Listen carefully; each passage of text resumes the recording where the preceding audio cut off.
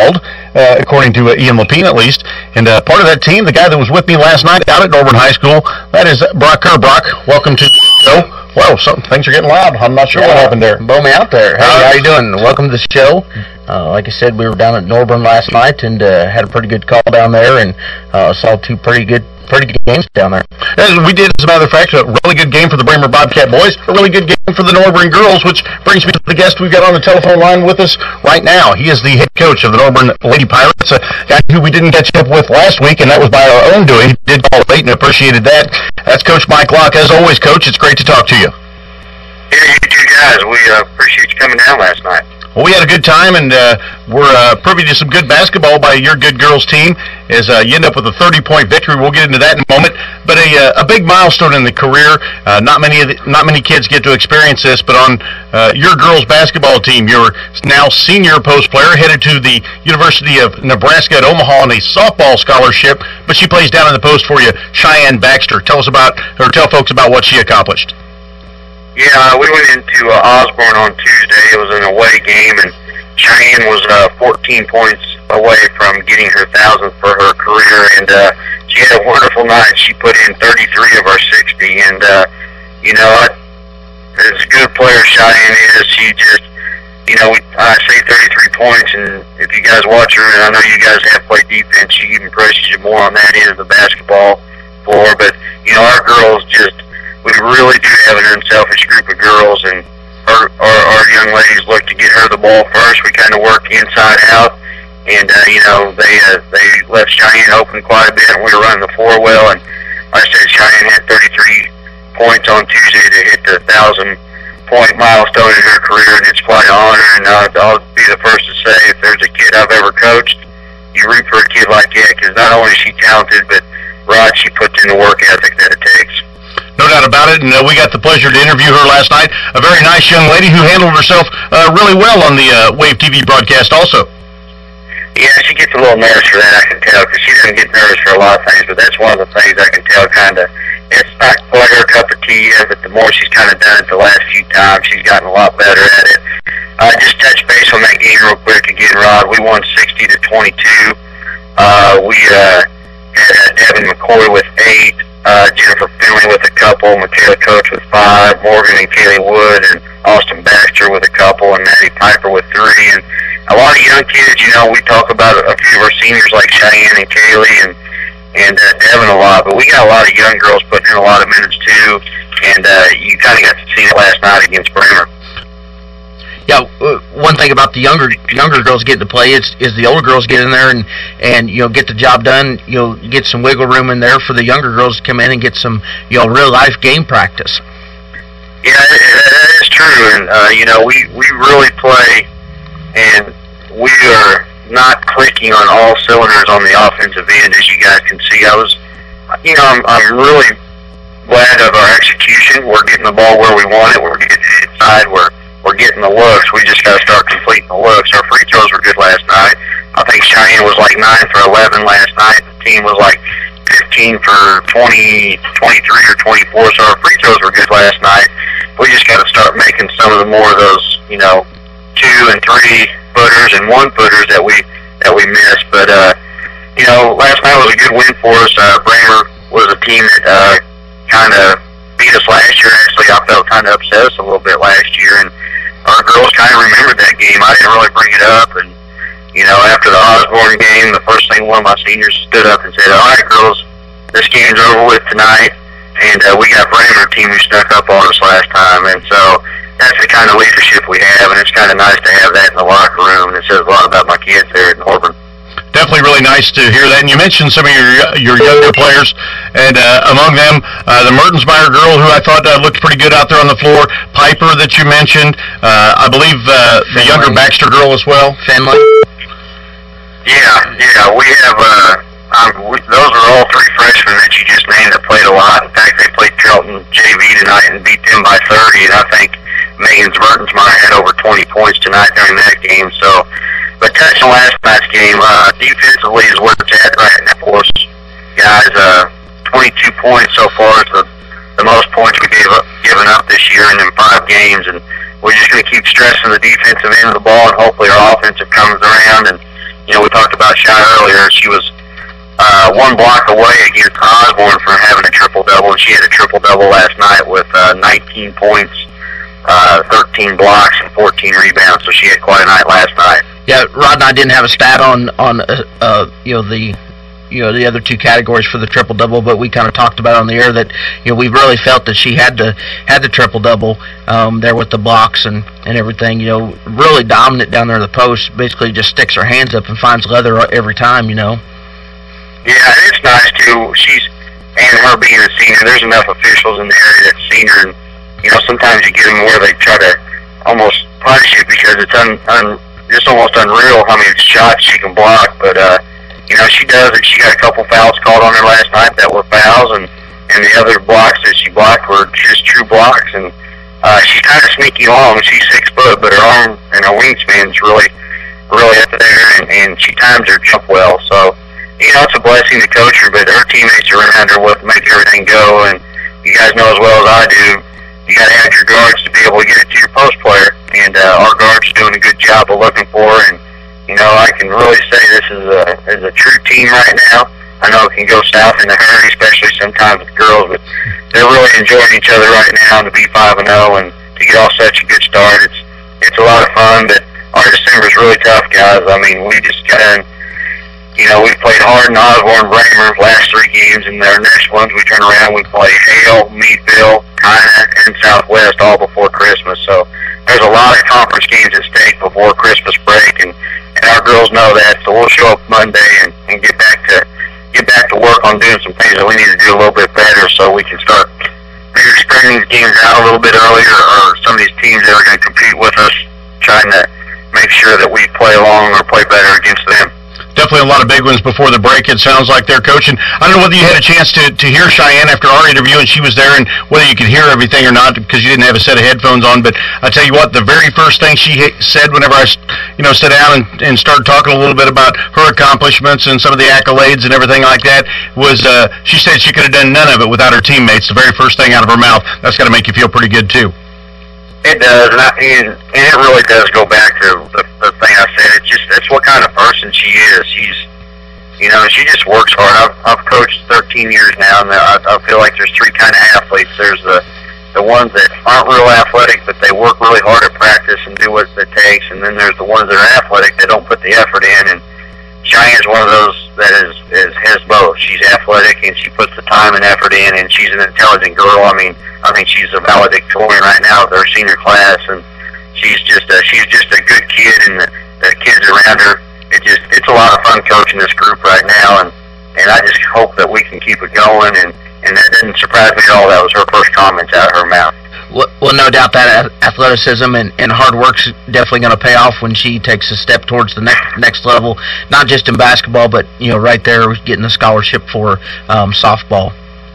Yeah, it's pretty neat. We're a small school. We got 60 kids in high school, and for someone to sign a D1 scholarship for her, it's pretty cool. So we're proud of her. But we talk a lot about Cheyenne, and we'll continue to talk a lot about her throughout the season. But it really is all about team, and our girls understand that concept. And what's nice is you got a senior point guard like Devin McCoy. She'd rather score no points and have 12 assists and win than she would score 30 points and lose. So that's the mentality that you need to have a good basketball team. But we're a long ways from a good basketball team. We're fortunate enough to come away with some wins early, but we do have a lot of improvement to do to get where we need to be towards the end of the year. Right, Coach, I'll let you get off here in just a second. A couple things that I took from last night's game. Kaylee Wood continuing to play the same type of basketball that she always has. Very selfless, very versatile. There's not many things on the floor that she can't do. If she needs to handle the basketball, that's what she'll do. If she needs to get in there and rebound and maybe exert a little muscle on the other team, she's not a girl that's scared to do that at all. If she needs to score, that's what she does. Very versatile there. I was a little struck. I thought Angie Hamilton a little quieter offensively than I thought she would be last night. Didn't really seem to take many shots at all.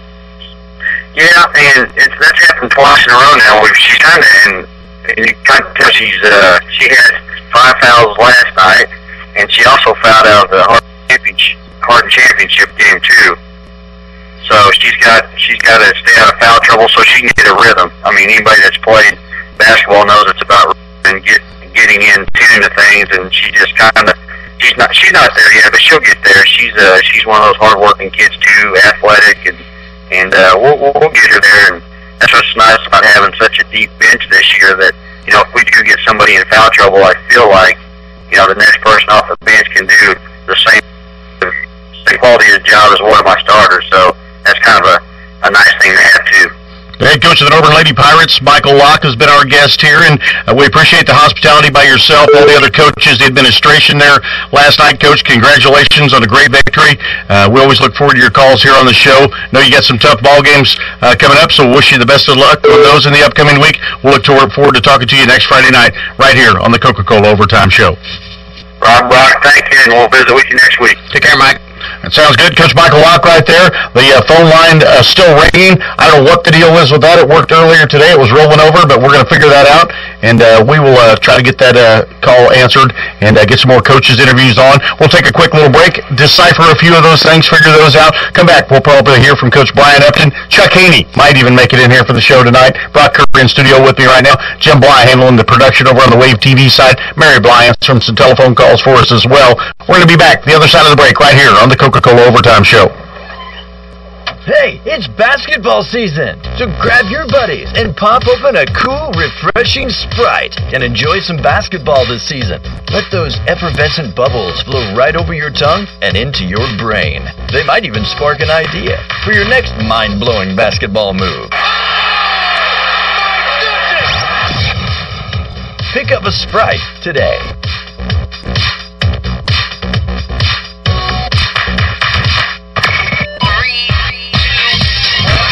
The crew at Midwest Quality Gloves and Gear are proud to call Chillicothe their home. They also want to wish not just the Hornets, but all of our area teams the best of luck in having a successful and safe season. Midwest Quality Gloves encourage all of our student athletes to play with the utmost in passion, pride, and of course exhibit great sportsmanship. Midwest Quality Gloves and Gear in Chillicothe, proud supporters of area high school athletics.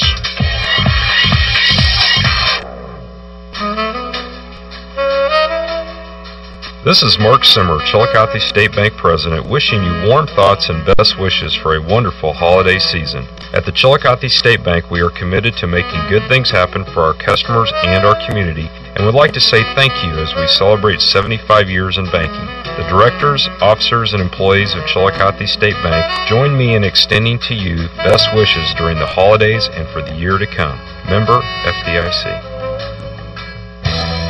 Hi, this is Ryan at Chillicothe Hy-Vee with some seafood spectacular savings. At Hy-Vee, every day you can find fresh-caught seafood. Wild USA Gulf Easy Pill Shrimp, 16 to 20 count, 1 pound bags, $8.99.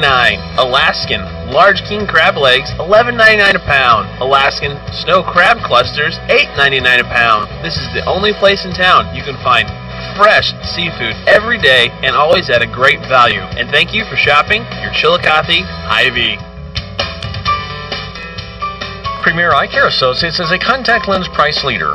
Our Premier contact lenses are less than 1-800 contacts. With contact lenses, you will immediately know superior peripheral vision and confidence. Try contacts at no risk with one of our 5 doctors located in Brookfield, Chillicothe, Trenton, and Carrollton. For an appointment, call 646-EYES. Premier Eye Care Associates, with people you know and trust.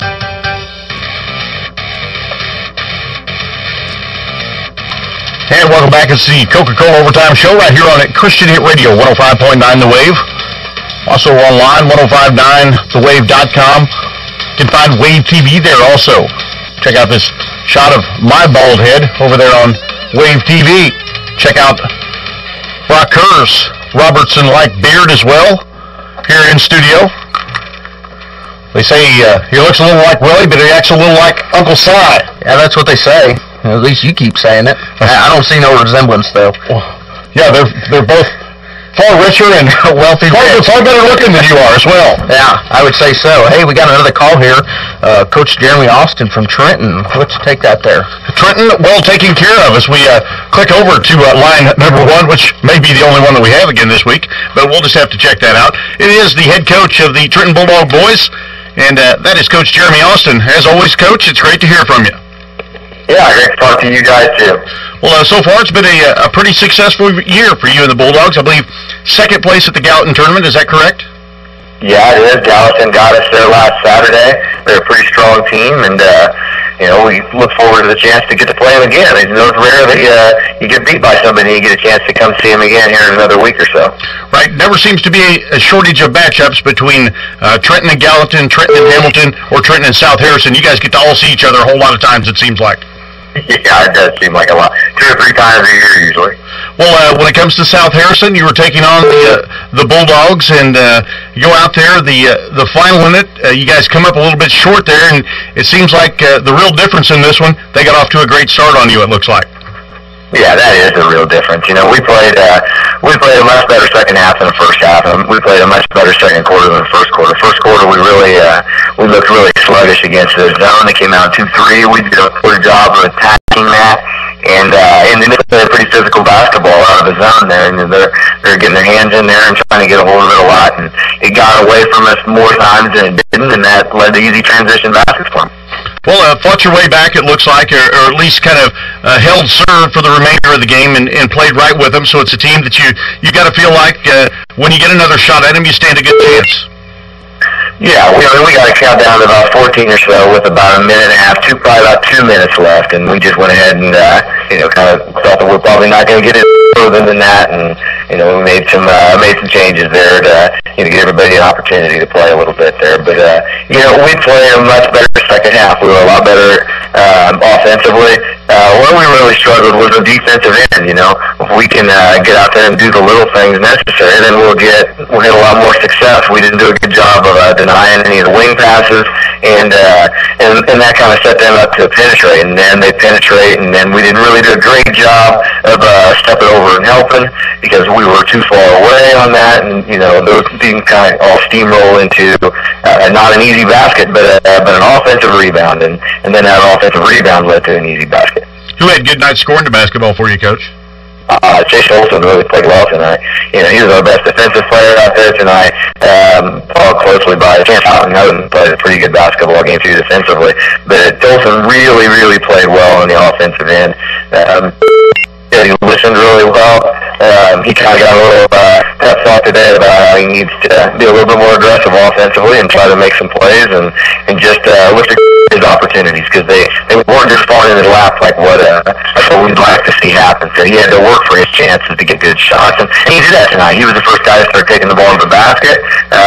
He got knocked down pretty hard quite a few times, but he got back up and he went right back in there and did it again, and ended up with about 22 points on the night and shot the ball real well for us.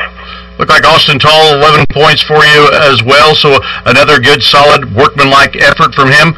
Colby Larson, I'm assuming he was the focal point probably of the South Harrison defense? Yeah, that's kind of the story for most of our ball games. They're really concerned about Colby. He's a kid who can put up a lot of points and can really hurt you. And he didn't have any good looks at all this game. He finished the game with 8 points. A lot of those coming from the free throw line, over half of them from the free throw line. He got 5 points from the free throw line and 1 field goal on the night. So, 2 field goals on the night. So he kind of really was the emphasis of their defense and didn't get any of the open looks that he needs to get. Well, I've got the final down as 78-58. They get you by 20 in the end of this one. I believe you said you closed it down to 14. So still a lot of positives to pull from. A good finish at the Gallatin tournament. At least it sounds like 2 to maybe 3 quarters worth of solid play in this one. Obviously things you want to work on, but good to see, Chase Tolson, a kid who's really talented, an all-state golfer, does a lot of things right, a good floor leader for you, still a youngster when it comes right down to it as well, but for him to start stepping up, having breakout scoring type performances, maybe pulling a little bit of that defensive focal point off of a guy like Colby Larson, that's just going to make your basketball team that much better. Yeah, we're all looking forward to watching Chase develop over the course of this year, and really we've seen a lot of strides just since the first games of the summer. So he's got a long way to go before he's reached his potential. He's just a pretty good basketball player, and I just don't really see a ceiling in sight anytime soon. The Houghton kid, you mentioned him as having a nice game as well, and he was a kid who kind of had some breakout performances this year on the football field also, maybe carrying some of that momentum over onto the basketball court? Yeah, he definitely is. That's the same style of, he plays basketball the same way he plays football. It's just full speed all the time. And very aggressive, very hard-nosed. Nothing on the floor gets away from him. He is definitely going to knock over 3 guys in order to get to that ball every time. So he's a lot of fun to watch and a lot of fun to coach is what he is. I was going to say that has to be a lot of fun to coach. What's up next on the schedule for the Bulldogs? Well, we go to Carrollton on Tuesday, and Carrollton's got a pretty good sized kid inside there. He's pretty talented, but I'm not sure what else they got around them. The reports that I'm seeing is he's kind of be the focal point. The Esteban kid, he's just a pretty good basketball player. And then on Friday, Gallatin comes here to train. Right, and they're going to be solid as well. Dexter Daniel and the Lynn kid, you already well know what they bring to the table after the Gallatin tournament there, so should be well prepared for them.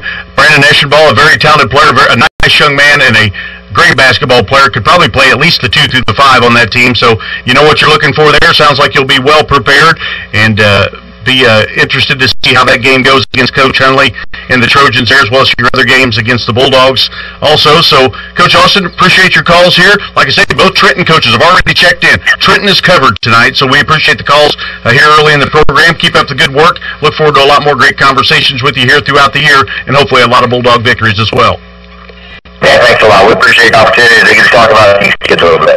It's our pleasure. And again, that's Jeremy Austin, head coach of the Trenton Bulldogs. Brock Kerr in studio with me here, itching to say something. I can see that. What's going on? Or maybe that's a beard that's making me itch. I'm not sure which one it is. Might be. I know that we got Jim Blythe checking on the phone line there. We apologize for anybody that can't get in. If you're listening, keep trying, and we'll get to you as soon as we can. I've got an additional number I'll go track down that they can call in on, which is the rollover line. We tested this thing earlier today. Everything worked fine. Anybody that knows me probably knows about what kind of humor I'm in right now. But I love high school basketball. Love to talk to these coaches. Love to hear about the kids. It's all about them anyway, so we'll do the best we can with the hand we're dealt. That's right. Adapt and overcome. This technology stuff seems to bite us sometimes, but we generally get her figured out. Speaking of improvising, adapting, overcome, kind of the motto of the United States Marine Corps, my good buddy Clint Baker and longtime friend suffered a serious accident over at Atchison County Raceway here just a couple weeks ago, a couple crushed vertebrae. Good to see him today. Stopped by my house. Looked like nothing had ever happened to the guy. He's a tough customer. I was going to say, he's a tough guy. Wouldn't want to mess with him, and I'm sure the hospital bed was tired of him sitting there, so kicked him out. Right. I'm in a Clint Baker kind of mood here this evening. Him and I, we're a little cranky. Things aren't going good for me. I'm getting a little cranky here tonight. But things will get better, though. They already had several coaches check in. Among them, Mike Locke, Jeremy Austin from Trenton, of course, Coach Locke at Norburn. Coach Brian Upton, head coach of the still undefeated Trenton Lady Bulldogs. We're going to hear from him, and we're going to do that the other side of the break. We'll take one more quick little time out here. Maybe Chuck Haney will come to work or something like that, but it looks like we got a coach on the line maybe as well. Yeah, I'll go check the sheet. Find out who that is. I'm going to take a quick break while they're on there. Sounds good. 877-639-1059. I know that one will work. Won't guarantee it won't be busy, but we'll do the best we can to get around that. We'll be back with more right after this here on the Coca-Cola Overtime Show. Wow! The New Woody's Automotive Group in Chillicothe will give you all the product lines have grown to include work gloves, garden gloves and gear, kids gloves, accessories, and much more. In fact, Midwest Gloves and Gear prides itself in being the largest manufacturer of American-made gloves. Midwest boasts a broad line of gardening gloves and accessories that will suit any gardener's needs. Midwest Gloves and Gear is also the exclusive provider of Disney and Nickelodeon kids gloves and gear featuring all of your favorite characters. For 50 years and many more, Midwest is growing with you.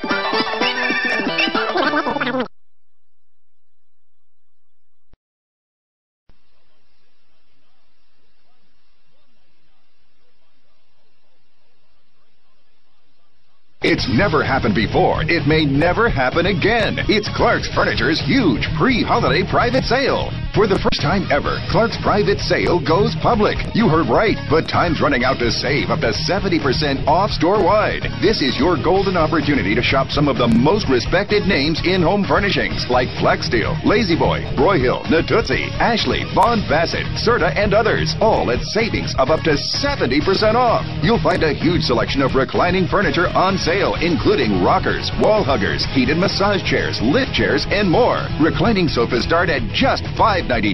Save up to 50% on gorgeous dining room groups, and save hundreds on best-selling mattress sets by Serta and Tempur. For 50 years, Midwest Gloves and Gear has...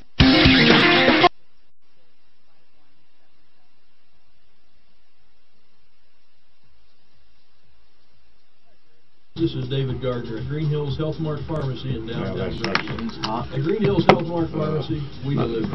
Don't we miss deliver it. fast It should prescription be. service. Our pharmacy delivers. Hey, Coach, it's Rod. How you doing? All your questions about your medications. Doing good.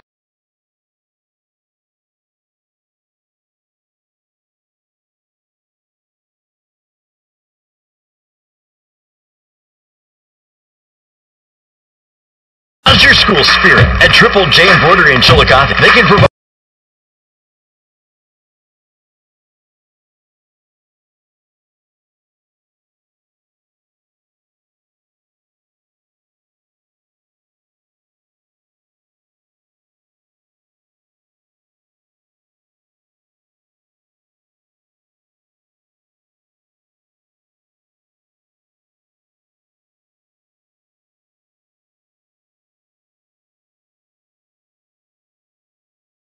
you know you are paying the right price? Do you financing the purchase?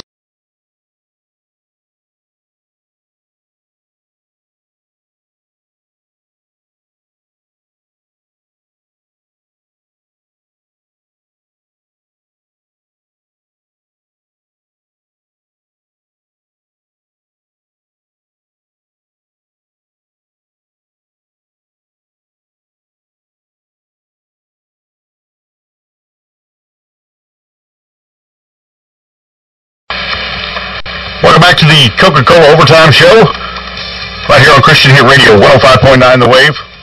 Also, you can view and listen at Wave TV. That's at the Wave's website, 1059thewave.com. Rod Tompkins in studio alongside Brock Kerr, who's apparently replaced Chuck Haney here this evening. And we're going to go straight to the phone lines. We heard from this gentleman last week. Used to coach right here in the immediate area down at Hale High School, and it's Coach Luke Floyd, the head coach of the Sturgeon girls. And, Coach, looks like a pretty exciting ball game in the Centralia tournament. Let's tell folks about it. Very exciting game. We played Salisbury for third place over Centralia tonight. Trailed most of the first half. Finally battled back and took a lead about 2 minutes to go in the game. Salisbury went up 2. We got the ball back about 17 seconds, called a timeout, and set up a set we'd like to run. We ran it early in the game with some success. We ran it again and found Molly Gregory on the back side of it for an open look at a 3, and she put it through with 7.2 seconds to go. Salisbury called a timeout, set up the play, and got a good look at the buzzer that we happened to get in front of and block, and came away with a 1-point win. Molly Gregory, her name this week going to have to be clutch, isn't it? Yeah, and I was very proud of her. Molly had struggled tonight shooting. She was pretty good getting to the bucket. She was 7-12 inside, but from beyond the arc, she was 0 for 4 and was really frustrated. And she had a turnover right before that. We had a chance to go ahead and was just really down on herself, so we called a timeout. And she's a senior for us and really stepped up and, like I said, just nailed it. I don't even think she hit rim. It was nothing but net, and I was so happy to see that go through for her. She's a hardworking kid. Played the program all 4 years I've been here, and just so happy to see her have success like that. Coach, I've been around you a little bit back during your Hale days and things like that. Normally a very cool customer out there on the court, and not a guy that always shows a lot of emotion. I have a feeling maybe you got up in the air a little bit after she hit that shot. Yeah, probably pulled something as old as I'm getting, but yeah, we were doing some jumping and yelling and running around and kind of had to get ourselves and set up something for defense for the last 7 seconds. But it was such a big shot for us. It was very exciting. Brock Kerr in studio with me here as Chuck has finally shown up at the studios here. Coach Floyd, I know he'll want to try to sneak in here and talk to you, but Brock Kerr joins me, and he's got a question or two for you as well. Coach, you got to be pretty proud of your girls to hit a clutch shot like that to take the lead, but they're able to remain calm, play defense, and get a block shot there to secure the win. Yeah, our defense kept us in it all night. Wednesday night against Macon, we couldn't hit anything, but our defense kept us in it, just not enough offense to get us a win. And tonight, when we were struggling from the field, we kept battling and playing defense. Salisbury's a very well-coached team. Got the Nicolay girl inside. She's 6 foot+ and very solid, and very good big guards that we were able to handle. And we got our girls to buy into the playing defense and told them if they can play defense and just hang around and have a chance that we'll make something happen, and that's exactly what happened tonight. I can't manage to come up with the first name of that Nicolay girl in my mind. I know she's got a sister that's either a senior or has probably graduated already down at William Jewell that was a star there. I'm sure that the sibling thing doesn't fall too far from the tree or anything like that. Probably a awfully solid player, I would guess. Yeah, Hannah's a younger girl, and she's a very good player, much like her sister. She's just a load inside and very athletic, jumps well, uses her body well to get position. And Maddie Embry, our big girl, big as we go, she's 5'10", and she did a great job on her tonight. She held her to just 11 points, which I thought was outstanding. She really worked hard in there, and just very proud of the effort all around. Absolutely. You mentioned Julia and Molly Gregory. Tell us about some of the other players on your team as we're kind of familiarizing ourselves with them over the last couple of weeks, and girls that we're going to expect to hear more out of that we haven't spoken about here yet this evening. Like I said, Molly Gregory, senior for us. Our only other senior is Maddie Embry. She's our post player. She had a good night tonight. Like I said, defended Nicolay inside. Julia Galloway is a junior for us. She is very good offensively tonight. She ended up with 11 points. She did a good job of getting to the hole. She's an extremely quick player. She's a finalist in the 100 and 200 meter dash in state. Like I said, just extremely quick, and defensively she always gets the other team's best guard and just hounds them to death. Like I said, just all-around team effort. Kylie Foster, another junior for us, dominated the boards tonight. She had 9 defensive boards against a much bigger opponent. Kind of kept us in there. Anytime Salisbury missed, she was in there sweeping up the rebound and getting us out on our break. So very good team effort all around. Well, no doubt there at that Centralia tournament, your enrollment there at Sturgeon not going to be the highest among them, probably falls somewhere in the middle from what I'm guessing at least, but a nice performance to come out, finish third there. Now, did you take a loss to Macon then? Is that who you lost to? Yeah, we were the 1 seed in it and lost to Macon on Wednesday night, 41-27, and we faced some adversity. Macon played a very good game, and I was interested to see how we'd bounce back tonight, and we still were kind of down the dumps the first half, but the girls showed a lot of resiliency and battled back, and I really think this is going to propel us to good things this season. No doubt in my mind about that, but a really nice victory and one that showed a lot of good, heart, intestinal fortitude, all those things to come away with the last-second win against a team that's very storied in Salisbury. Of course, Sturgeon is too on both boys and girls side of things, but we talked about it last week, a lot of great girls basketball and boys basketball to be played right there around that, not far outside of Moberly area, whether it be Sturgeon, whether it be Salisbury, Slater, typically a very good girls basketball team with Coach Gonzalez, and we all know we won't find a better guy than Coach Gonzalez out there. But a lot of really good basketball, night in, night out. There's some games that are maybe going to, Macon never going to sneak up on you because that's always a good girls program too, but games that you feel like you should go out and be able to win, and another team surprises you one night, and there's going to be some of that sneaking up on each other throughout the season. I don't see anybody really probably coming away with a clean slate this year or anything. No, it's extremely competitive around here. We were talking Wednesday night coming home, our next 10 to 15 games, we could win 10 or 12 or easily lose 10 or 12. It's just, we've been challenged this year. We went out and got a tough non-conference schedule, and, we go Keatsville, a conference game here Tuesday night, and turn around the following Tuesday and go down to Harrisburg and play the defending state champions.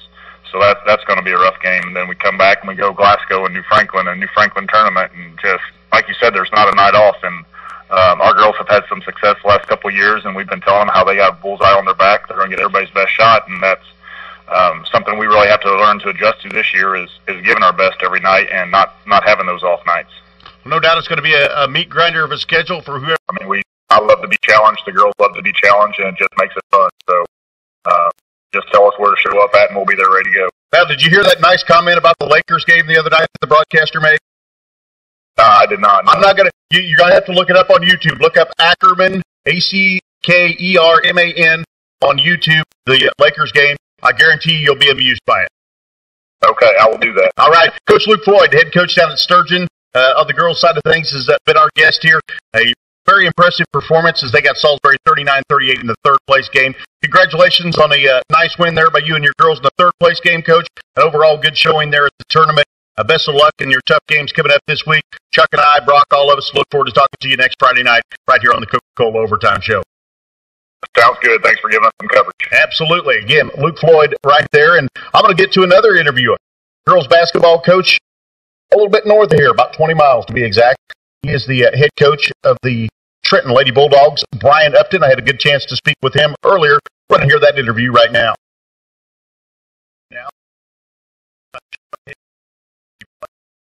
Brian Upton, as always, Coach, thank you for coming on. Oh, my pleasure. Again, a very nice night in your last game out this evening, taking on the Lady Bulldogs out of South Harrison, Bethany, Missouri, and a team that's known for having good girl basketball teams. Tell us a little bit about the game tonight, how it all played out. Came out on top in the. Well, we ended up winning the game 69-39, and it's really first half made the basketball played all year. Really ran the floor well, shot well. Like didn't really get a good opportunity or good look at the basket. I think they're up probably third halftime. Second half, lost played quite well. First half really got after it. I really tried to help the game out of the really put a foot in, never looked back. Felt like a nice night for several of your girls. Michaela Capater, a really big night for her. Almost she had 20 points, rebounds. She's really on her game tonight. She's on the line. And she's high end, but she really does get up down for front well. Our other forward had another solid game. Normal, she had 12 points, 7 rebounds. Point guard Scotland early had 12 points. She held the ball so much. She only had to turn up tonight. Overall, really a good team effort. A couple of the girls were high, making goal 9. Early at 8. Really got confidence from everybody tonight. Yes, we got another one of your players who sees quite a bit of court time.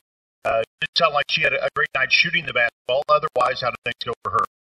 Well, she ended up with 4 points, 3 down, 6 assists, and a couple of them were really nice out in the open court. She has been such a solid player for us all year. She played well. She didn't let, she had a little rough night by her standards. I'm sure. Overall, she didn't let it affect her every game. Ran very well.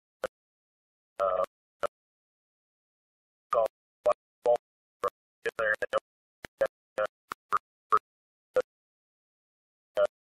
got to be pleased for everything that right now. The Lady Bulldogs. One thing I really noticed about the team, they got to have a great night shooting basketball. Still, her statistic line, very nice. They like defense, rebounding. That's really about the only thing I got to hear. And that's what effort my effort.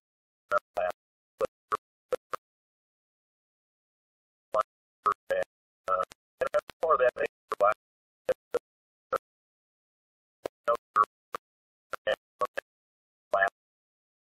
that high game down by. But overall, really great year. Got a game.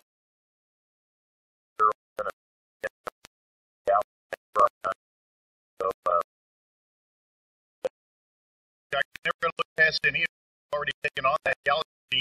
That's going to be a tough match. I think you got about last time. You also head down to Carroll there.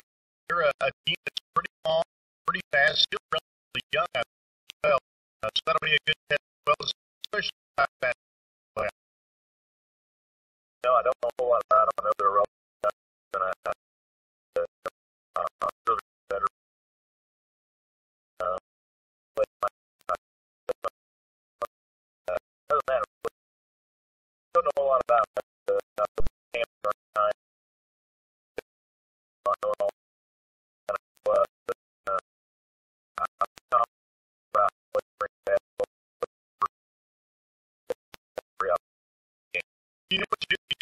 Coach. I'm willing to help out. They're my friends around here. I'll give you a little information on these. Never too much. I'll give you a I feel that you might. Also, just a brief one to touch. You had a game earlier in the week against the Lady Tigers out of Princeton. Well, turned Nancy Bergwanger and maybe one or two players. I know you ended up taking the victory, and that was briefly tell folks how that game went. Well, we're kind of rebuilt. They last year on the starter back. She had a rough night.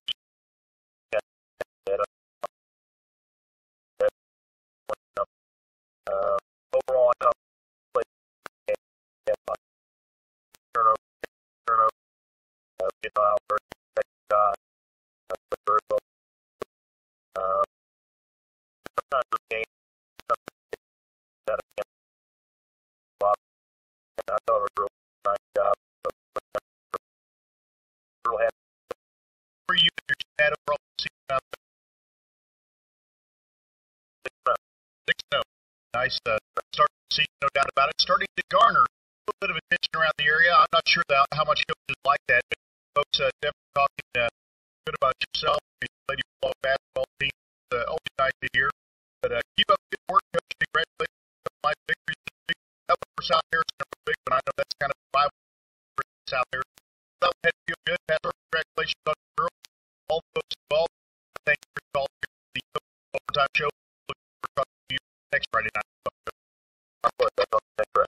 Always great to hear from Coach Upton, and joined in studio now as he made it here at a leisurely pace. My co-host, or part of the team, as they're referred to as, Chuck Haney joins us. Chuck, good to have you here, buddy. Well, Brock Kerr was filling in, and I knew that he was in town and going to be here, and so no problem. No, we had the city Christmas party, but I had to be there. You know, you don't want me to get fired, do you? No, I wouldn't want that to happen. Huh? I like to have friends who make more friends and influence people. That's the kind of people I need in my life. Well, I don't know about that, but we got a caller on the line, right? We do, and we're going to let you take over and talk to him. He's the head coach of the Bramer Bobcats. I'll chime in a little bit here, time to time as well. Coach Brad Cox. Coach, welcome to the program. Good to hear from you. Yeah, how you guys doing? Doing fabulous. Chuck, it's going to put you through the paces here, Coach. Okay. Well, Coach, it's been a busy week, right? Yeah, we've been a little busy this week. We just played Norburn last night. And, and of course, the wave was there, Rod Tompkins and Brock Kerr, and really for the boys, really wasn't much of a ball game, but you know, that gives you an opportunity also to look at some other faces there early in the season, as you nearly doubled the score on Norburn. Yeah, we got out to a real quick start on them. I think our pressure in that first quarter kind of caught them off guard, and we were able to build the lead up right from the beginning, and kind of gave us some chances to look at some different rotations of who we can play together, and give us time to work on different defenses that we're working on. Well, you know, I look at one name that stands out there, and of course, Rod being there, he passed me a note about Logan Odell having 13 in the first half, and that's a good thing early in the season that you know that people like Jeremy Out are going to score for you, and you expect that, but here's Logan Odell stepping up with 13 points in the first half. Yeah, Logan, he's a freshman. I guess they're a pretty aggressive field player. He likes to put the ball on the floor and take it to the basket, which helps us a lot. It kind of takes some pressure off our shooters, and that opens some stuff up for us on the inside. And I said, Jeremy, I'm sorry, I'll correct that real quick for the folks at Bramer. Jesse is who I want to say, but you know, that even makes it a little sweeter having him be a freshman. Yes, it does.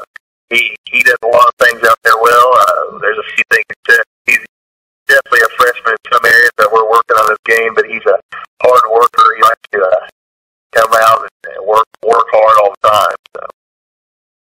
And I'll tell you what, Jesse, a typical performance by him. I might have to set Jesse out for that half-hearted dunk attempt that he had. I told his mom I was going to give him a hard time about that. So he came up a little bit short there. That was about the only place that Jesse came up short. So he ended the night. I had him down for 21 unofficially on my score sheet anyway. So a typical night for him. Didn't shoot the basketball that much. Just does what he does. Obviously he can play the 1 through the 5. He's a 6'5" kid who plays the 1 in Class 1 basketball. So there's not much on the floor he can't do. Very selfless. I thought he passed up a lot of shots to try to hit some open teammates. Yeah, I think he did too. I think he had some shots that I was kind of sitting there thinking about it. Probably should take it, but he probably did the right thing, found the open teammate, and scored there. On his bucket tip, I think he's a little worried that if he missed one, that I'm going to pull him out there and be on him a little bit. So I think he kind of has that in the back of his mind, thinking if I do this, you better go in, or the coach is going to have me out of the ball game pretty quick. So I think he's thinking about that stuff a little bit when he's on the breakaway there. Well, and I haven't seen him this year, and Rod has an advantage. You saw him last night, but you know, being 6'5" and being mobile is really an asset for a coach to have a player like that. It is. I mean, he could play down on low post there, but his way he handles the ball is really get to the basket and see over any type of pressure we see. We really enjoy having him play that point guard position where he can just kind of get everybody set up where we need it and get us into our offenses. I'll tell you what, I saw some Logan Odell, of course, one of your freshmen, had a nice game, and you got a lot of guys in there, and it was good to see the JV game come up afterwards. A lot of times those kids get shorted and don't always get the experience, but some things I took from the game. You had Dylan Hall in there, and he didn't shoot the ball hardly any in the first half. He came up with a couple buckets there in the second half, but I thought he played solidly. Kelly's always going to give you some good minutes down there in the post, but the kid that really impressed me, I knew nothing about him headed into this game, came in as probably your 6th, 7th man, somewhere around in that neighborhood, and that's Juan Brandon. I was impressed with that young man. Yeah, Juan's a sophomore for us. I think he kind of came on over the summer, and we kind of have big plans for him. He gets, I think, a little nervous at times. He'll get down on himself. He makes a turnover too. I kind of tell him to quit thinking so much, just play basketball. And when he does, he'll come on and score about 6, 7, 8 points out of nowhere. And it's nice to have where we don't have to just say, Juan, you've got to get us 10 or 12. Just go out there and play. And some nights he's going to get you 2 or 4, play really good basketball. And I think our opening night against Piney, he came out and scored 21. So he's a nice kid to have, a real good kid, works hard and practice, and like I said, he'll do about anything we ask him to do. Absolutely, but you got to be happy there. Early season, pretty good showing up at the Gallatin tournament. You come down, you take care of business against Norburn, and a game that you were expected to win, as Norburn has got a nice, experienced group of players around there. They sometimes struggle a little bit offensively. We saw that a little bit. Of course, I'm sure as a coach, you'd like to think that a little bit of their struggling offensively comes from the solid defense you're playing. Yeah, I'd like to think that we had a little something to do with that. They can shoot the ball very well. They hit 5 3-pointers in the first half, and we talked a little bit about that halftime and how we need to, and we worked on it tonight in practice on our zone rotation. It's got to be a little quicker and not allow people to set up and shoot those threes on the backside. Tristan McNally, one of those, the freshman, the younger McNally that stepped up and hit a couple of those. So Coach Deitch there, his first year, I saw a lot of positives. I did see a Norburn team that came out there, certainly ran the floor hard, never quit, and played you hard the whole way. One of your guys I wanted to point out, too, that sometimes goes a little bit unnoticed. I know he's a kid you're proud of. He works hard, and he's been doing it for a long time. Stephen Shue doesn't always get a lot of shots. He took 2 or 3 threes last night. I know hit at least one of them. Anyway, kind of a quiet kid, but I'm sure goes out there and does anything you ask him. Yeah, Stephen's kind of a glue guy. He doesn't show in the stat sheet. He's been working on the 3-point shot, which was over the summer, and he's really been working on it. And he can sit on the backside of an offense and make people come out playing now. And he, like you said, he'll do whatever you ask him to do, and he's not too worried about showing up in the stats. He just wants to make sure the Bobcats come out on top. Where do you stand at on the year overall now, Coach? We stand 4-1 now. 4-1, so a good start to the season. Expecting another fine year there at Bramer. Been several of them back to back to back. Matter of fact, ever since you've been coaching there, Coach, you've had some very good basketball teams. So congratulations on a good start to the year, a nice victory over Norburn. You may want to stay tuned into the Wave after you get off here. We've got a guy coming up on the next telephone call that you'll probably see at some point during the year. Coach is a very good basketball team. Chuck's going to lead me into that. I'm not going to give you any more clues than that, but you need to listen in. This guy's got a good basketball team, too. So we appreciate your calls. Congratulations on a good start. Pass our best on to the boys, and our congratulations as well. We'll look forward to a call from you next Friday night right here on the Coca-Cola Overtime Show. Will do. I appreciate your guys' coverage. It's our pleasure, Coach. All right, and a lot of great basketball and a lot of sports fans down in the Bramer area. Well, back to the phone lines we go, and going to talk a little Yellow Jacket basketball. That's the clue. I bet he knows now who we're going to talk to, Rod. I bet he does as well. Well, the Yellow Jackets go on the road, and it's pretty easy. And I'm going to let Rod lead into this and talk a little bit about with Coach Kropp about an 80-34 victory on the road at Brunswick. Shelby Myers' team they were taking on tonight, and like Chuck said, it's the head coach of the Glasgow Yellow Jackets. A regular caller all year long here to the Overtime Show. Coach Kropp, it's great to hear from you. Hey, Rob, good to be back. It's been a while. It absolutely has, and I sent out a text there because we started, some folks didn't know when we got started. We called Darren Smith at home last week, got him out of bed, called him right live on the show, and put him on, Coach. So what do you call about 6 o'clock? I know guys that old, they eat supper pretty early, then they go to bed. Oh, that's good. I hope he's listening. He was probably putting some Rogaine on or something, well, Coach. If he's listening, I'm sure I'll probably get a text before I get off the phone. So. I had a feeling that might be the case because I couldn't come across your cell phone number earlier today. That's the guy that I texted to get it. So I knew we'd, of course, a good friendship and a good rivalry between your two teams. I'm going to test myself, Coach, because, and I have not looked this up. Chuck's going to be impressed here.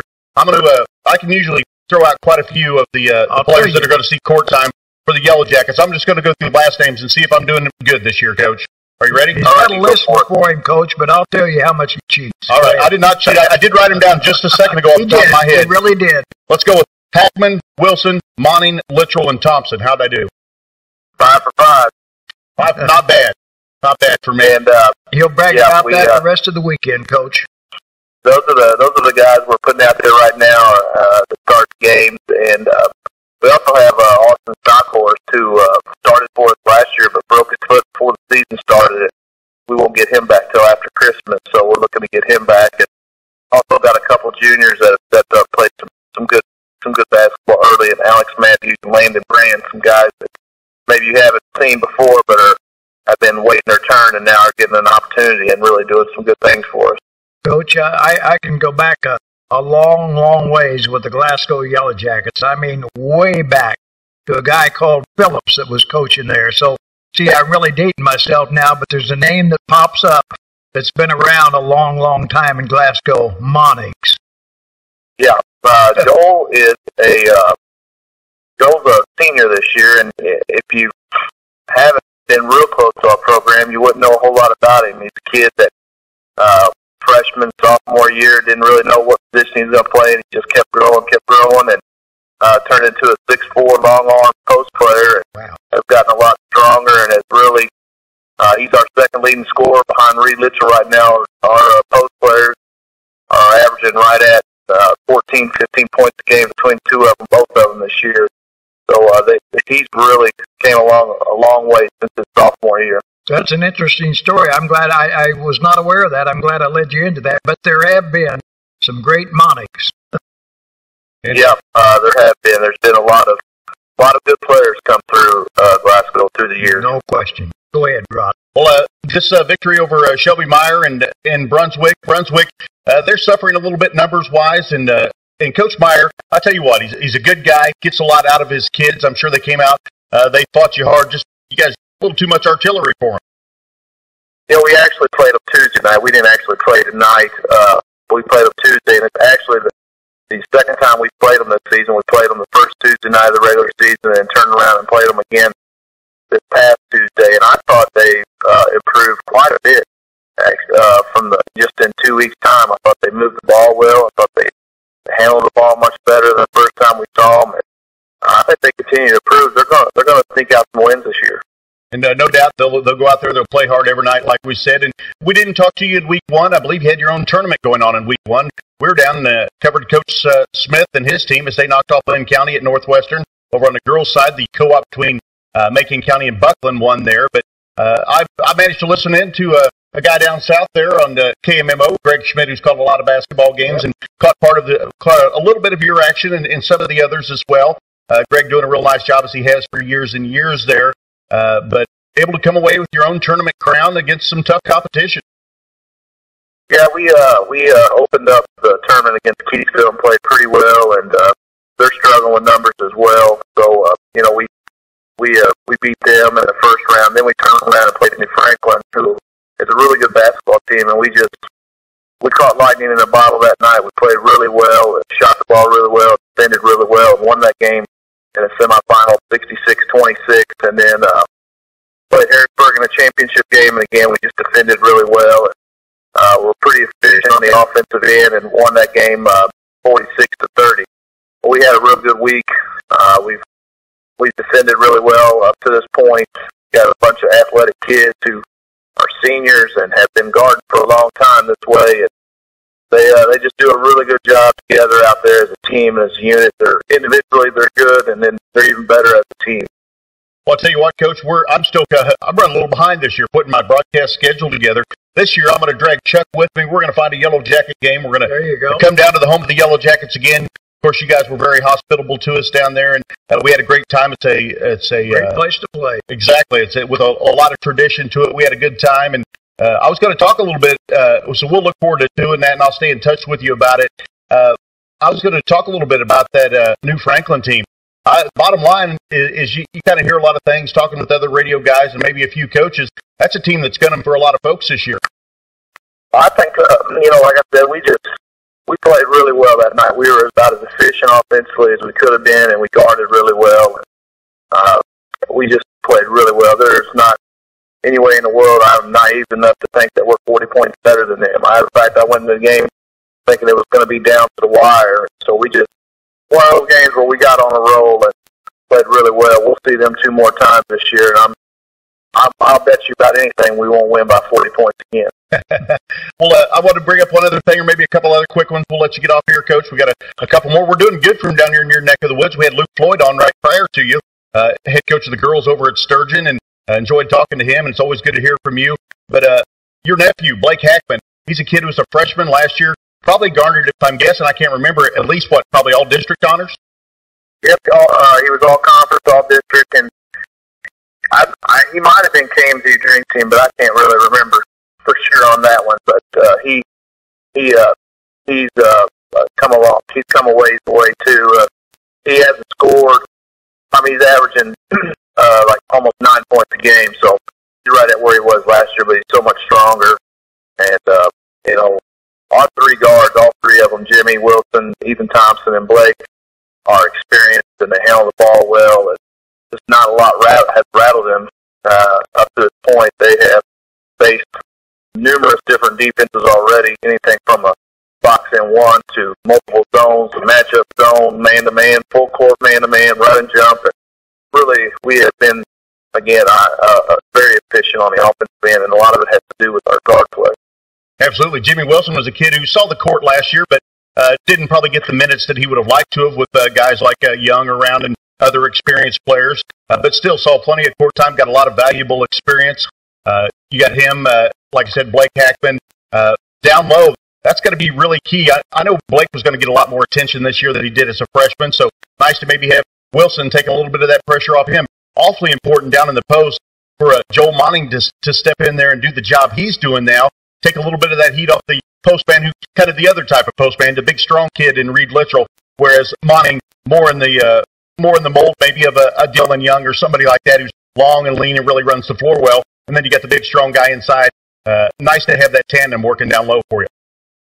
Yeah, like I said, we haven't got off the Stockhorse back yet. He was really kind of slated to play that 4 spot, but he's more of a shooter, probably our best shooter on our team. So hurt a lot this summer, so Joel stepped in and played that 5 spot all summer. He really excelled, and I told a lot of people that he was going to turn some heads in the Glasgow tournament. He made me look like a prophet because he really did. He played well. He's a rebounding machine, and he's been finishing well around the basket. He's long, and he is pretty athletic and fast. I think we finally got him talked in going out for track this year, so I expect him to do well in that. Those 2 work good together, and the best thing about this team is that we have pretty good guards. We have good post players, but they can pretty much coach themselves at this point. They're in it for it, and I didn't mean to short Austin at all. He's a kid who I've been seeing play since his freshman year and has continued to grow and has always shot the basketball really well. I did notice I was over on mosports.com looking around when they were kind of picking people throughout the state, guys to really look out for. Of course, Reed Littrell got mentioned there among that. Austin Stockhorst also mentioned the same place. So that ought to say a lot that people on a statewide level are taking note of him.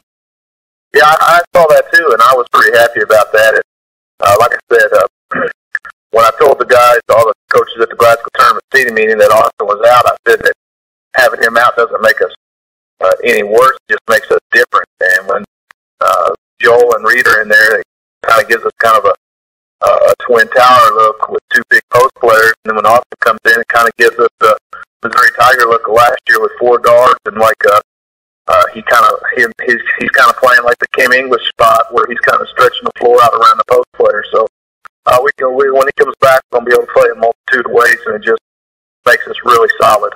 Mick Kropp, the head coach of the Glasgow Yellow Jackets, has been our guest here.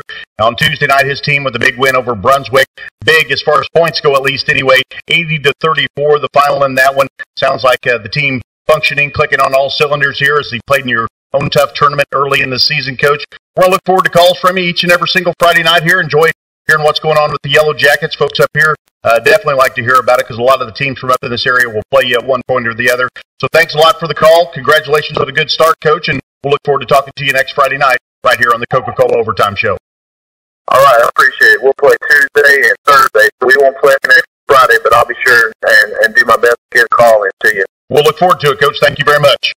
All right, thank you, Rod. Again, that was Coach Mick Kropp, head coach of the Glasgow Yellow Jackets. We got another caller on the line there as well, too, don't we, Chuck? Yes, we're going to go the other direction. We're going to come over west now and talk about a little bit of Lafayette County Higginsville basketball out of the Odessa tournament. And they come away with the victory, Rod. It is, and that's Coach Mandy Rogers. We didn't catch her in week number 1. Left a message with her AD. Apparently, Daryl Jeffries not coming through on the job. Didn't get the message to in time. Coach Rogers on the line with us. Good to hear from you, Coach.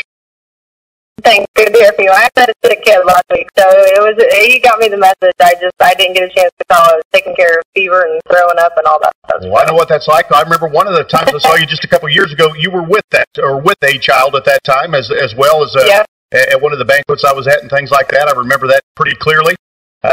Let's familiarize folks up here. We're a little farther north, up a little bit from the I-70 corridor there. But we talked to you each and every single week here on the program last year. You had a great season with the girls. You're expecting another big season. Young ladies with the last name, I believe Dyer, isn't it, that scores the basketball awfully well and does a lot of good things for you? Yes, we have Emma Dyer and Sam Davis both returning as juniors for us and started since their freshman year and continue to get better and carry us. We have a whole younger crew to go around them, though, and we lost 5 seniors last year and 5 great role players and kids that did a lot of good things for our program, and we're still really young again in spots, and so we're kind of filling in some areas as we go here and kind of learning as we go again. But I think we'll be all right once we start clicking and figuring it all out and putting it all together. Should be probably strong and a little more experience in the post. Your guard play going to be something that you kind of work on as the season goes along? I'm just guessing anyway. Yeah, we do have Kelsey Dunkel returning as a sophomore this year, and the experienced sophomore started every game for us as a freshman last year and was a much needed for us. And she does a good job, but again, she's just a sophomore and continues to get better at that position and figure out the game. And the other spots we pretty much are just rotating as we go, and we got a lot of different kids that play for us and play a lot of different roles and do some different things. So. All right, so you're there in the Odessa tournament, it looks like, Coach. It's actually the Husker Classic, so it's in Higginsville. We played Odessa, though. Okay, that's why there was just a little mistake on the sheet. I thought it was Higginsville tournament time or Husker Classic. It seems like I know Brookfield down there playing in that, typically Carrollton, a lot of other schools like that. So where's that put you at in the tournament? Where are you at, and where do you finish up there, or where do you go next there at the tournament?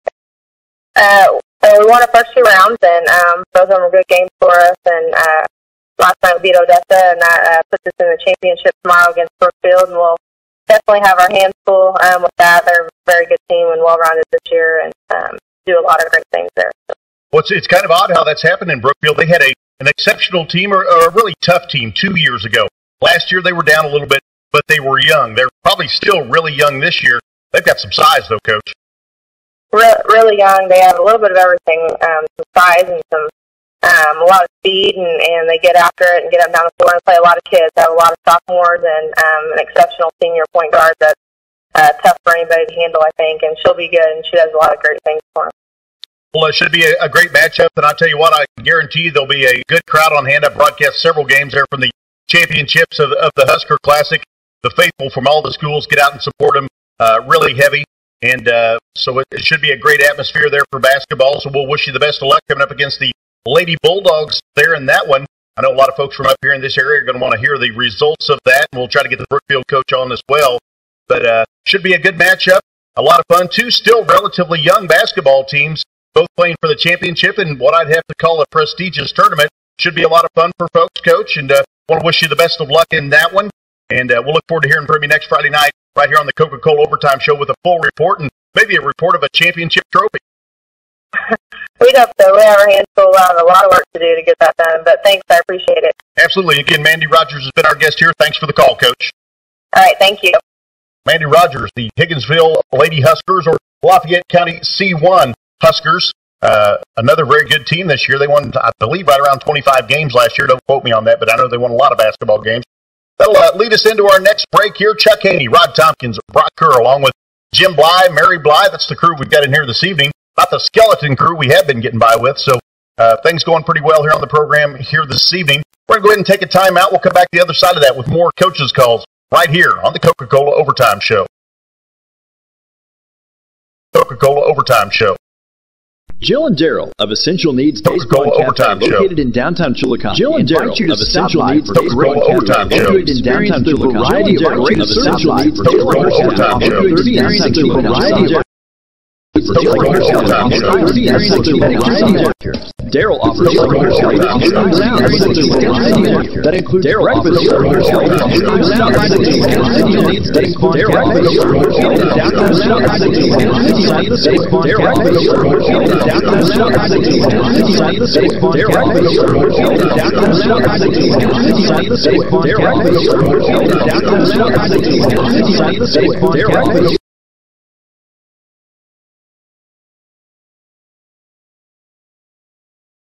Wow! This is Brent Klein, owner of the New Woody's Automotive Group in Chillicothe. Over the past few months, our customers have been giving testimony over the radio, bragging about their wow experience at the New Woody's. The bottom line is that 99.8% of our customers expressed tremendous satisfaction with the price, selection, and treatment. Our customers were wowed because we give our best price up front, same price, on the net and the car, trade or not, third-party verified to be among the lowest in the nation with no hidden tax on fee. The New Woody's Automotive Group in Chillicothe. Wow! Like what you hear? Go to wildwoodies.com. Piggly Wiggly is proud to be your locally owned hometown grocer, which means it's the only grocery store where the money spent in the store actually stays in the community. Featuring the best meat department in the area, where all the beef and pork is raised in the USA and cut and packaged right in the store. Piggly Wiggly Deli features delicious favorites like Champ's Chicken or Jack's Tenderloins. Dine in or carry out, lunch or dinner. Also available for catering any size with any menu. Book your next event through our deli department. Stop by Piggly Wiggly today for fast, convenient grocery shopping, exceptional meat quality, and down-home friendly folks. Support hometown, support Piggly Wiggly. I'm not doing anything. It's never happened before. It may never happen again. It's Clark's Furniture's huge pre-holiday private sale. For the first time ever, Clark's private sale goes public. You heard right, but time's running out to save up to 70% off store-wide. This is your golden opportunity to shop some of the most respected names in home furnishings, like Flexsteel, La-Z-Boy, Broyhill, Natuzzi, Ashley, Von Bassett, Serta, and others, all at savings of up to 70% off. You'll find a huge selection of reclining furniture on sale, including rockers, wall huggers, heated massage chairs, lift chairs, and more. Reclining sofas start at just $5.99. Save up to 50% on gorgeous dining room groups, and save hundreds on best-selling mattress sets by Serta and Tempur-Pedic. Plus, get free box springs, pillows, and blankets. And find huge savings on adjustable bases. Interest-free financing for 3 full years is available. Don't wait. The incredible pre-holiday private sale is coming to an end at Clark's Furniture in Chillicothe.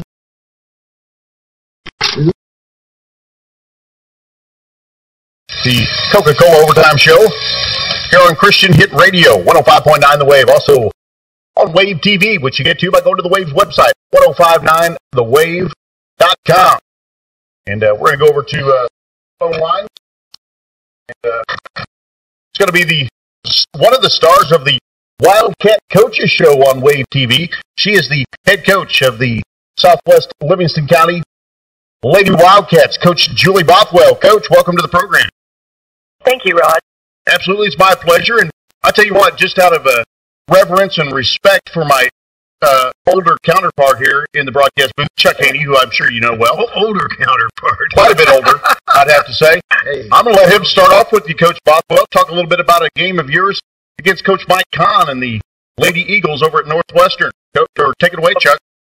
And I will say that after talking with Coach Kahn last week and their victory in the Northwestern tournament when they came back, this is a good victory for you, Coach, over Norburn, because a lot of people thought that they might be a team to contend with, but this turned out to be a 54-38 victory and a good one. Yes, they had some good shooters tonight. Sarah Jo Benedict hit 6 threes for them. That was kind of a little bit of a thorn in our side. We just couldn't seem to get our weak side guard on defense to cover that. But Mallory Gardner for Northwestern is a really solid player, good ball handler. And I don't think she's very old either. She might be just a sophomore. A sophomore or junior, possibly. Your brother Mason, another good player over on the boys' side of things there. Sarah Jo, she kind of last year really stepped up, starting hitting some big threes for them. Did that along with Megan Spicenier last year, which you're well aware of course. But Sarah Jo steps into a little bit more of a preeminent scoring role for him, and it sounds like she did hurt y'all a little bit tonight. Is that something she did mainly in one half, or were you able to shut her down later in the game, or how'd that all play out, Coach? No, she pretty much spread that throughout the game. She did put some free throws in there in the fourth quarter, but she pretty much scored a couple threes in the second quarter, a couple threes in the third quarter, and a couple threes in the fourth quarter. So she had pretty consistent scoring throughout the game. You know, you expect somebody like Sydney Runkles to be a leader, and she certainly is. I mean, she's a veteran. But, you know, I look at the the scoring, the rebounding, the defense, it all goes together, the steals and all of that to make a good basketball team. But you had 3 players in double figures, and Sydney led the scoring, but 2 of the leading scorers in double figures also were right there with rebounding. So I know all of that, the balance pleases you.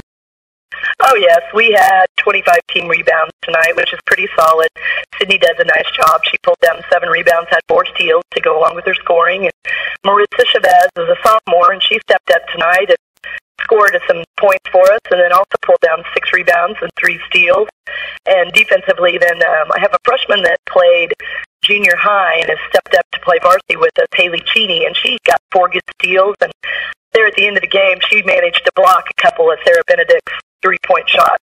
Hey, and I got to ask you, Coach, on those freshmen sometimes when they fulfill their freshman schedule, excuse me, Rod, since she said that, does she have quarters left that she's going to be a help to you after the first of the year?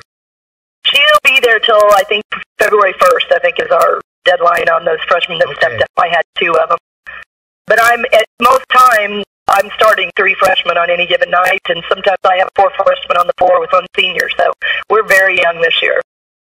Very young and beating some very good basketball teams. That's a Minden team that knocked off Meadville down at the Northwestern tournament, or a Northwestern team that knocked off Meadville. However you want to look at that, folks around the area are going to know it either way. But I know there was a big game over in Meadville tonight between Hardin girls and Meadville girls. I don't know how that one came out, but I know this much. Just a big statement for the Lady Wildcats. Some thought, of course, they knew you were going to have Sydney Runkles back. Maritza Chavez steps up and fills a bigger role for you. And I think that's what folks thought you might bring to the table this year.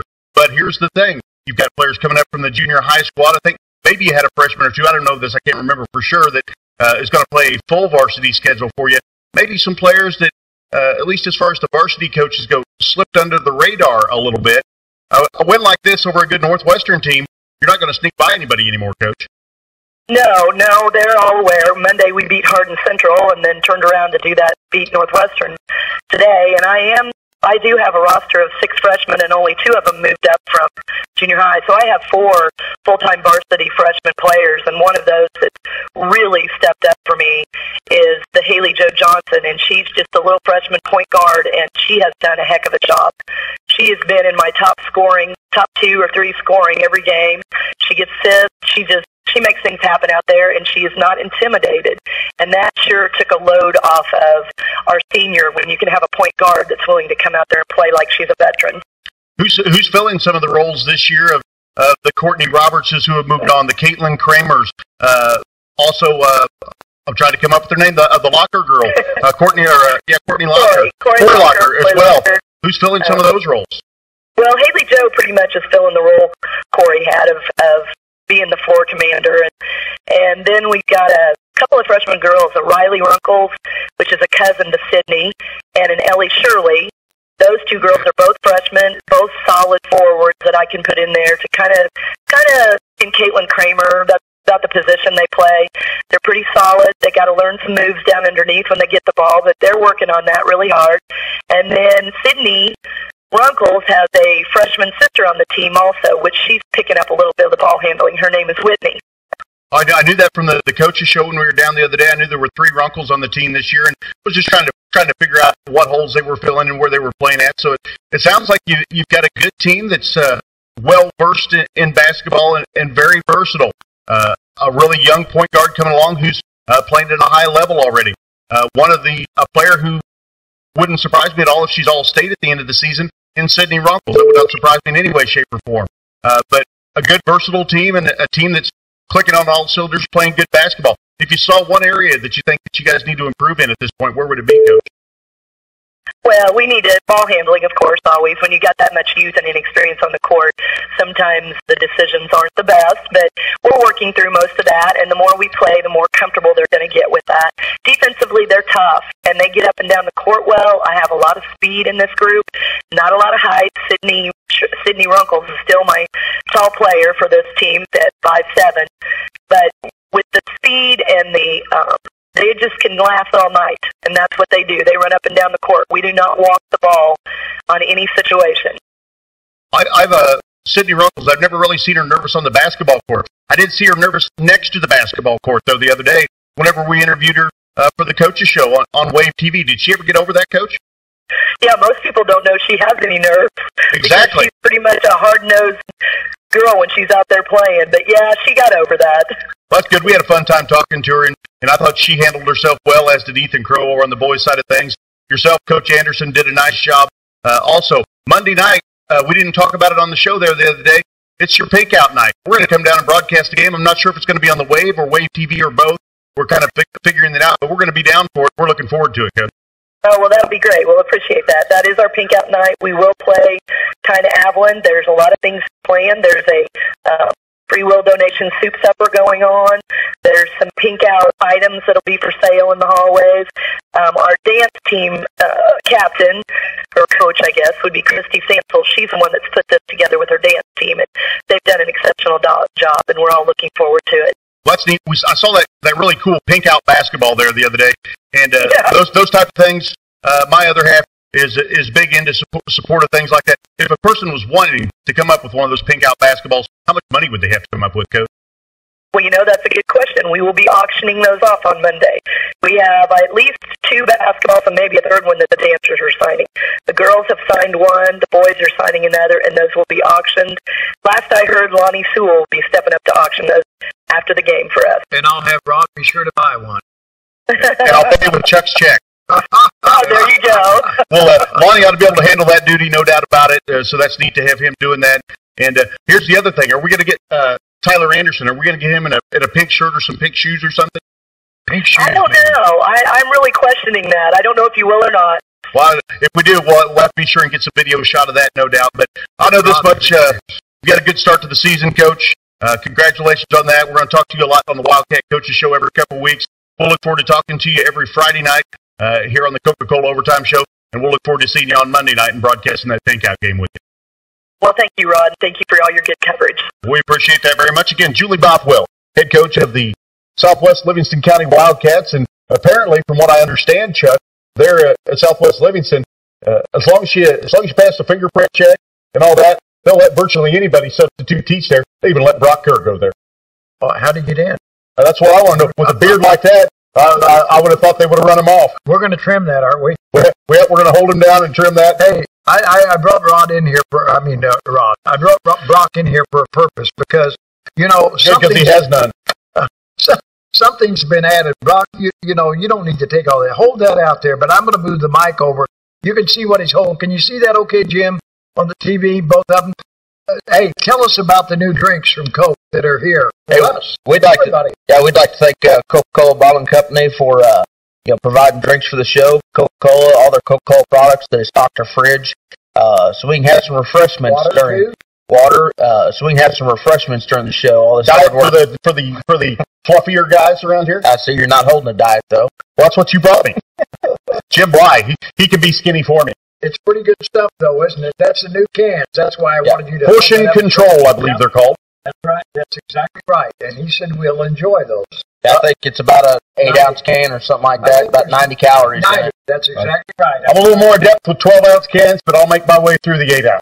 That's why you'll probably go through 5 or 6 of them, As a parent, these are what we call kid cans.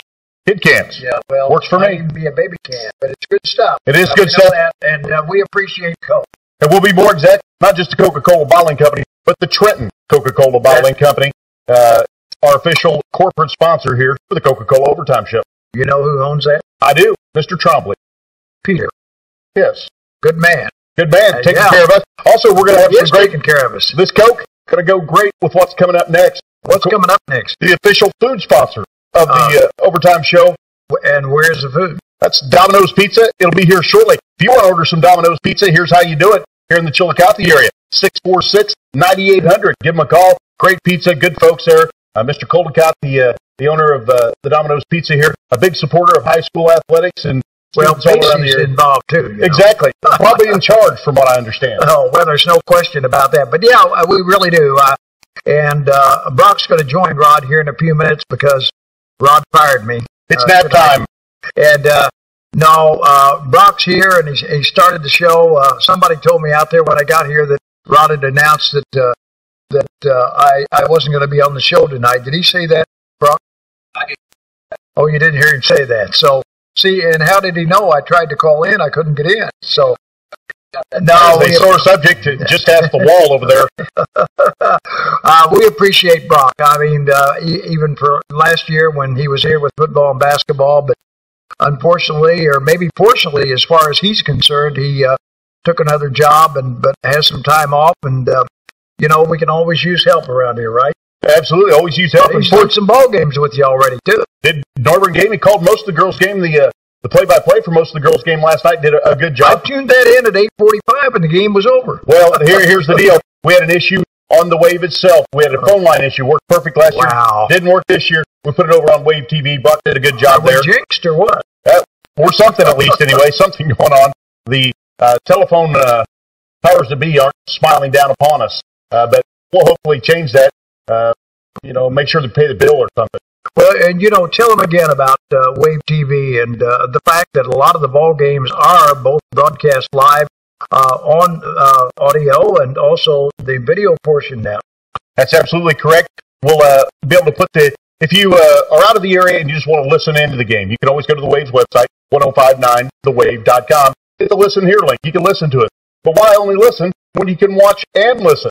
So you go to, once you get to the Wave's website again, 1059thewave.com, you won't be able to miss the video player there, which is where we'll be airing Wave TV games at and other things. We're not just about sports on Wave TV. Everything else that the Wave stands for, we're about those as well. And get to see Brock's beard. Yeah, if you're unfortunate, you do. Got a player out there. You got a specific game that you like. There's also availability to purchase those games online. We'll ship you out a DVD, and Jim Bly works hard on doing all the filming and all that stuff, and get you a good product out there. Absolutely, we'll have some good audio there, especially if I'm calling the game instead of Brock. But even Brock will slide by. No, he does a good job.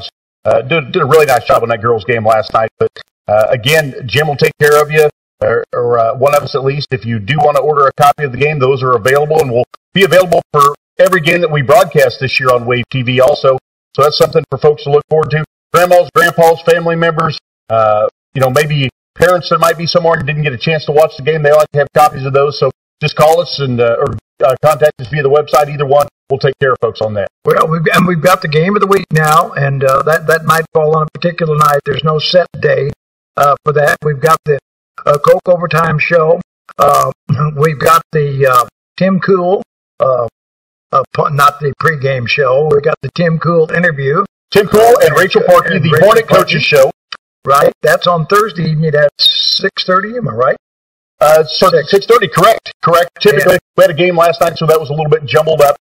Then we also have the Wildcat Coaches Shows with Tyler Anderson and Julie Bothwell. And that is when?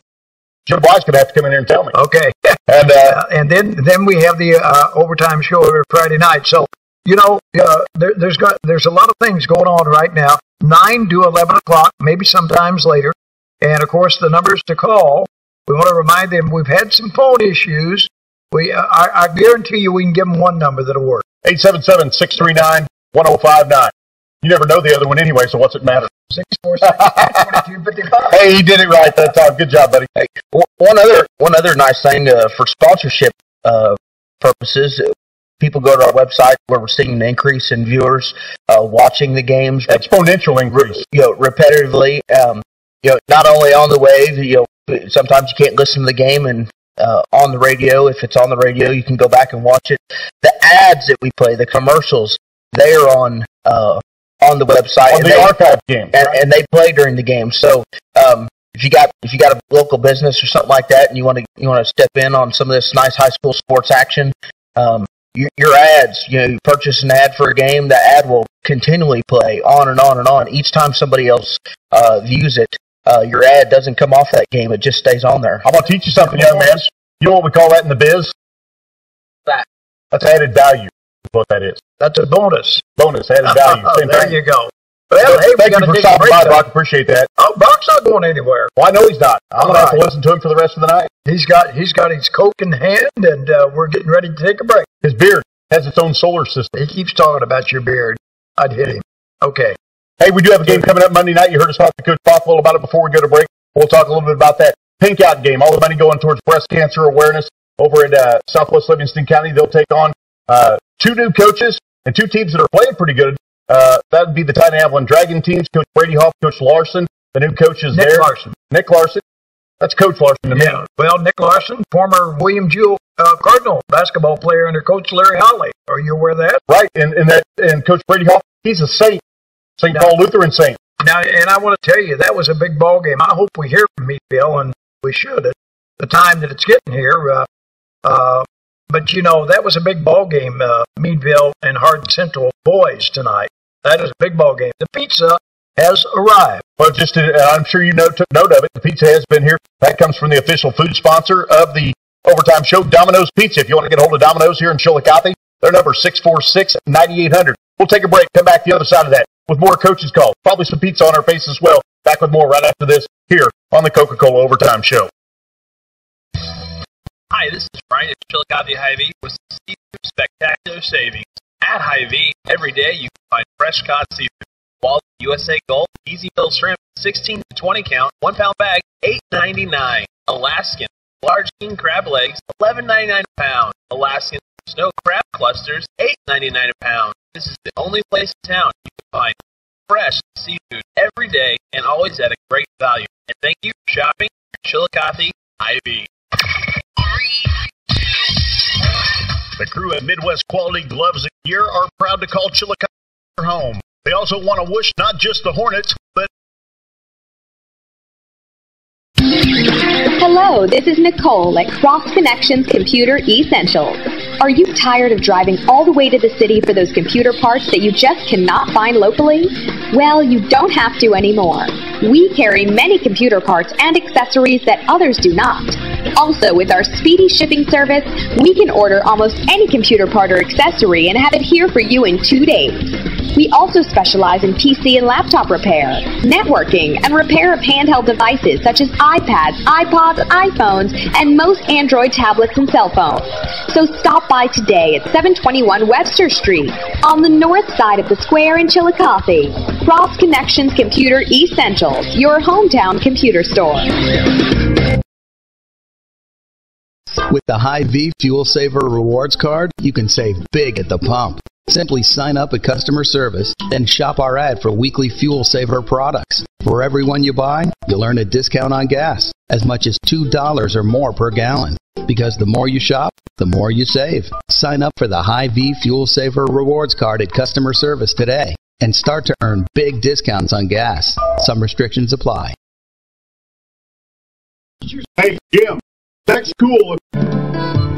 At Chillicothe State Bank, we truly go the distance for our customers. So when you open a checking, savings, loan, or line of credit account with us, you will always receive prompt, professional, and outstanding customer service. Visit with a customer service representative or loan officer at Chillicothe State Bank today and let us make good things happen for you. Or visit us online at gostatebank.com. Making good things happen at State. Member FDIC, Equal Housing Lender.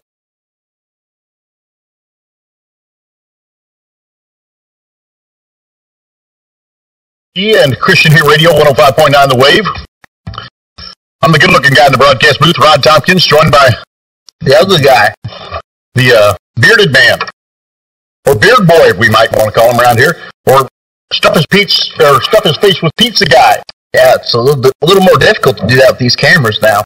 Yes, it is. We can still do it. I'm not sure folks want to watch either yourself or I, either one. It's kind of a scary incident. But Brock Kerr in studio with me. Chuck is stepping out and give a little coaching to Jim Bly over on the video side of things. Life lessons from Chuck. Life lessons from Chuck. We should start that to go along with chatting with Chuck here on the way. I'm sure he's got many years of lessons. Right. I'm sure we could get some opinions from folks out there on starting that program as well as to whether we should or not. Probably maybe be up in the air if we want to do a call-in show on that. Yes, we might want to invest in a dump button, they call it as well. Now, it may just be all dump, not any talking, right? That might come from both the callers in and our friend Chuck's end as well, because how it goes on a thing like that.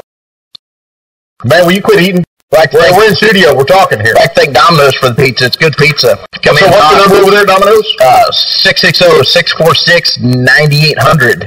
They will come in, deliver to your place like they delivered to ours. Right, and they delivered us a couple pizzas here. We're very appreciative of that. That's why they're the official food sponsor of the Overtime Show. That's the Coca-Cola Overtime Show. Of course, they provided the refreshments here and will continue to do so throughout the remainder of this season. We're very appreciative of both of them, as we are of all of our sponsors.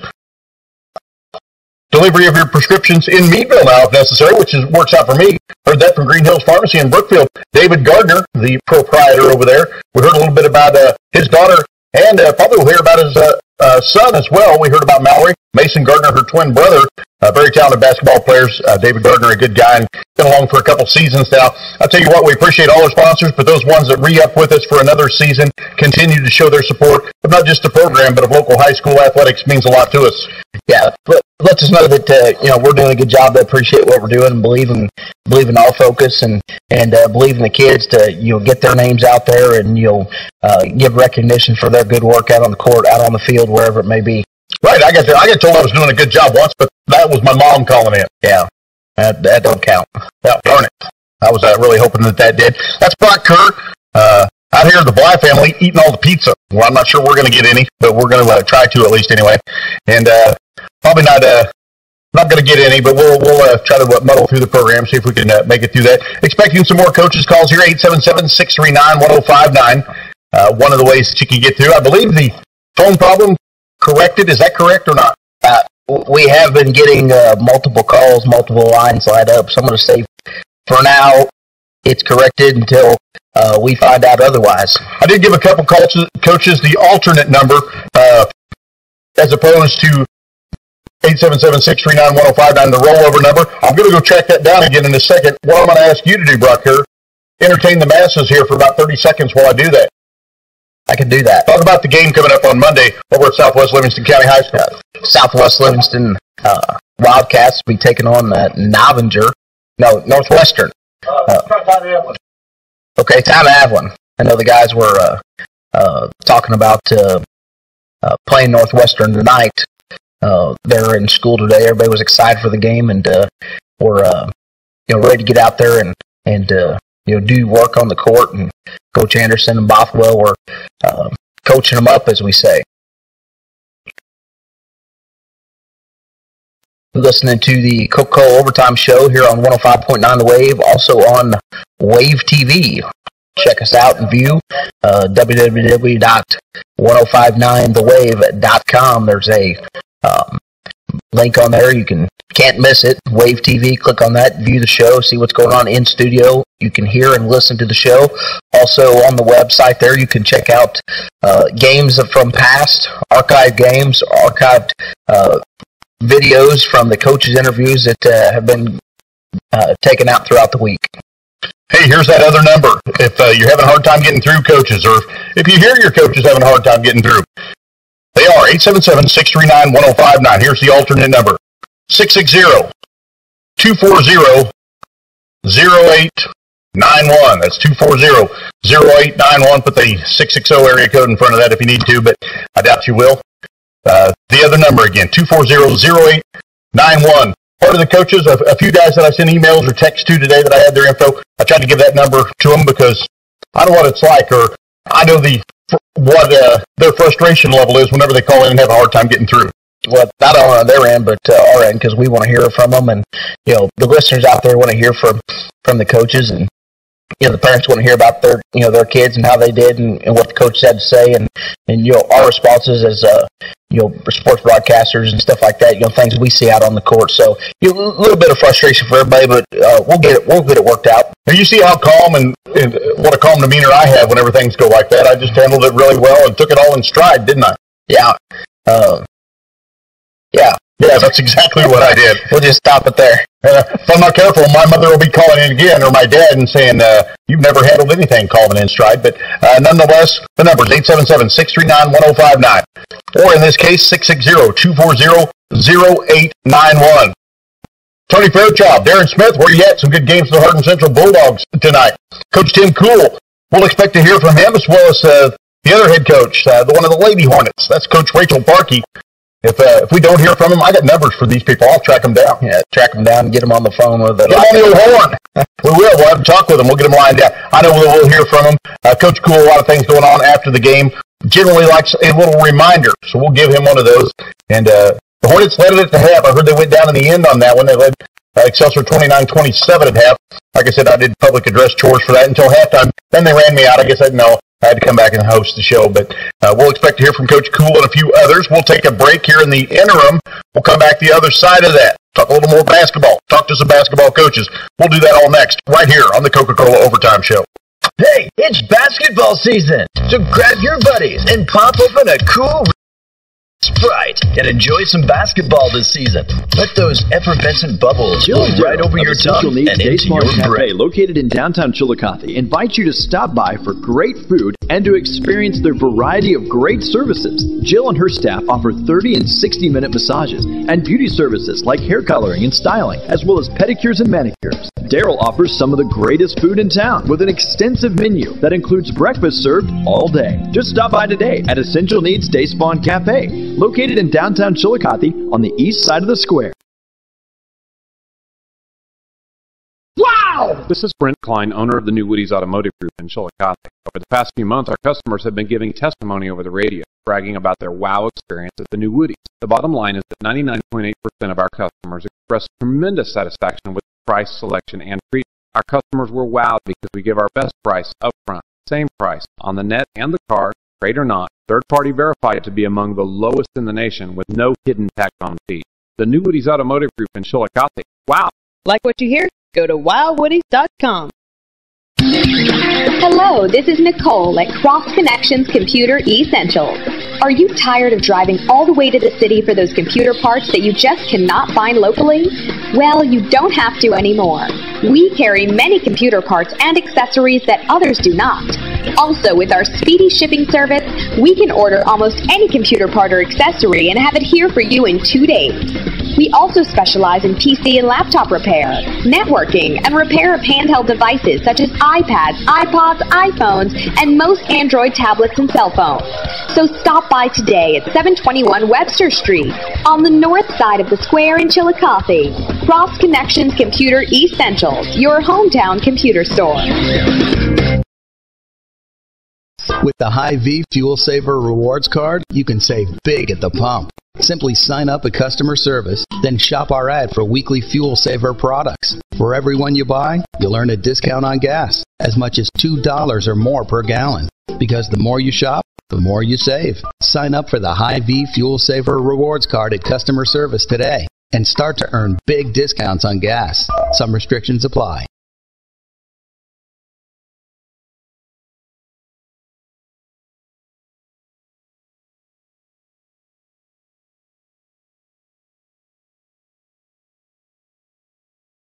With a higher chance.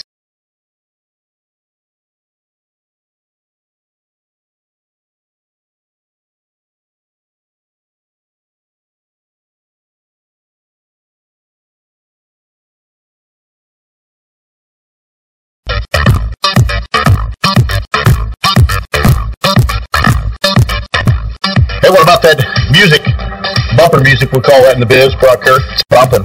It's bumping, it's stumping. Good stuff right there, provided by the Waves General Manager, Ian Lapine. Phone line ringing. If I was a guessing man, Coach Tim Cool, baby, got to be on the line. I don't know. I'll step out and go check out. Oh, I bet you she's got the... Oh, go ahead if you want to. Feel free. I'll entertain the masses in the meantime. Hopefully I can do as ample of a job as Brock did earlier. Chuck is heading for the hills. Great to have him along. The legend himself, Mr. Charles E. Chuck Haney. He's the man. I've told him that before, but don't tell him too much of that. It's going to be Coach Tim Cool. Is that right? All right, well, I'll find out who it is. I wasn't able to figure out the sign that I got. I can't figure out the various sign languages that they're being directed my direction. There's only really one kind of... Who we got on there, Brock? Coach Tony Fairchild. Wow. Good thing. We got to get Coach Fairchild whipped back into shape here and get him calling every week. His team had a tough game coming up, or was played tonight against the Hardin Central Lady Bulldogs. I haven't heard a verdict on it yet. We're going to get that from Coach Fairchild. Also going to be one of the stars. Pardon me, too much good pizza from Domino's being hard on me in here. But we're going to hear from Coach Fairchild here how things went against the Lady Bulldogs of Hardin Central. Hardin Central got a lot of players out of the Stett School District. Also had some nice players like Olivia Ellis and a few others back, the Arbogast girl and some others. Brock Kerr headed this way. And, grab the phone lines and a sheet, and I'll lead us in, and Brock and I'll talk a little bit with this gentleman. They were at home, I believe, this evening, taking on the Hardin Central Lady Bulldogs. Coach Fairchild, we missed you in week one. That was my fault. Glad to have you here in week number 2. Thanks. Glad to be here. Well, it's a pleasure to have you. We're going to have a whole lot more of you. I was telling folks, every couple of weeks we're going to be doing a Eagles coaches show. We're going to come over and film that with yourself and Coach Smith. And we might even let Nair talk a little bit if he's lucky every now and then. But we're going to have a lot of fun with that. We're looking forward to it. We just hope you're looking forward to it as much as we are. Well, I hope so. I'm not real good about that, but we'll see. Well, I'll tell you what, I know you're the new svelte trim, Tony Fairchild, this year. You're much skinnier than I am these days, so you'll look good on video, and we'll make everything look good for the things you're doing as far as coaching on the side of the court also. But tonight, you go up against a tough Hardin team that becomes a much deeper team when you throw the Foster girl on there along with Alex Paul and some others. You know the quality job that your opposition does here in Coach Lehman, but looks like tonight your girls came out, made a little statement after a bit of a tough time there at the Northwestern tournament. Maybe came up a little short of expectations there. This is a good win tonight, and you do it in big fashion. Well, our girls, I thought, really played pretty well. We still have way too many turnovers, but I really believe that they're starting to understand what we're trying to get accomplished out there on the floor, and it's going to hopefully, we get better, and I was pretty proud of the way they played. Well, let's talk a little bit about how you get this 45 points. You've got a senior point guard in Aaron Shiflett. You've got other experienced players like Ray Chate State. Haley Fitzpatrick has come along to certainly turn into one of the best post defenders in the conference. I don't think there's any question about that. She also can step out and hit the mid-range jumper. She's a good talented player. You've also got the Cowan girl, Sarah Van Dyke, an exceptional athlete, just to kind of catch folks up with who you've got. You've also got a sophomore in Hallie Neal, who at times she can take over and really score the basketball too. Yeah, we had 5 girls that scored anywhere from 7 to 11 tonight. We had 11. We had Hallie Neal, Emily Cowan, Sarah Van Dyke with 8. Haley Fitzpatrick with 7, and then Raisha Tate scored 3 points there in the fourth quarter. And the girls just been kind of sharing the ball pretty good. We got to continue to get better offensively. We're still a long way away from where we need to be, but I really thought the girls, had one of their better games. We had a real good second half in Atlanta, and kind of had that carry over a little bit.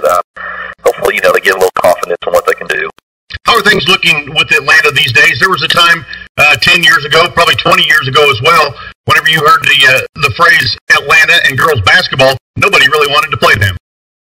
No, back in the mid-90s, they were a machine. They've kind of fell on hard times there in the mid-2000s, and they're really coming along pretty good. They got a pretty nice set of sophomore girls and freshman girls, and there's a few juniors in there. They're still real young team, and they'll be good here in the next couple of years, and they're pretty solid this year. Tell us a little bit about the crowd, the atmosphere tonight. As folks well know, I reside in Meadville and get out and watch some Eagle games whenever I can, or broadcast them, whatever the case might be. I'm judging early season, but a tough conference game and one that means a lot. Probably a pretty good crowd on hand, I would think. Yeah, we did. We had a real good crowd. Hardin brings a good crowd, and of course Meadville always does around going when we go visit places, and so I don't know what the number was, but it's a pretty good crowd. Hey, we're going to be over Wednesday after I scheduled a time with Coach Smith there to film the Eagle Coaches Show. We've already got a Wildcat Coaches Show on with Julie Bothwell and Tyler Anderson down there, and each week that we film that, we're going to ask each coach to bring along one student athlete with them. We got Sydney Runkles on the girls' side of things when we were down at Southwest this week. Got Ethan Crow over on the boys' side of things. Who you got to bring with you that first week of the show, Coach? Well, I didn't know I was supposed to, but I'll have to think about that and see which one has the most nerves to do that on the very first one. I'll try to find me a senior girl and see who we can find. Right, I don't think Aaron's going to run away from the microphone or the camera. Well, I really don't think any of them will, but right, I learned that whenever I came to Career Day and I was in your very own classroom there. I tell you what, there's a lot of pretty, well-spoken and kids that handle themselves well in those type of situations. You won't have a hard time coming up with one. We'll have an opportunity to get through all your seniors. We'll get through some of the other upperclassmen, and then we'll continue on from there. But overall on the year now, where's this put you at, Coach? We're 4-2. 4-2. And yeah, and like I said, I really think the girls are kind of coming along, kind of like I said, understanding what we're trying to get accomplished, but we got to continue to get better. We can't, I really thought at the beginning of the season that we had some really good practices, the first, 5-6 practices, and then we had about 5 or 6 that were pretty poor, and we're kind of getting our heads screwed back on, and understanding that it isn't going to be an easy season. Right, and that 4-2 could easily be a 5-1. Could also not all that far being a 6-0. So obviously a few things to tweak and get moving the right direction, and kind of figuring out for sure what you want to do. Maybe finishing out the rotation as well, things like that. But still, a nice bounce back as you get a couple wins after the Northwestern tournament to move you to 4-2. I didn't notice on my stat sheet or anything. It's kind of an abbreviated stat sheet. I didn't hear about the nights of a couple players that I was interested in. One of those, Haley Fitzpatrick, that I mentioned. Also, Sarah Van Dyke. She's a girl that at times this year is going to have to take over basketball games and lead you on probably both ends of the floor at different times. Well, Sarah does a good job of defending. She did a good job rebounding. But Hallie Neal tonight, unofficially, she had 16 rebounds. I don't know if that's right or not, but she had a ton. I mean, from what I remember, it seems like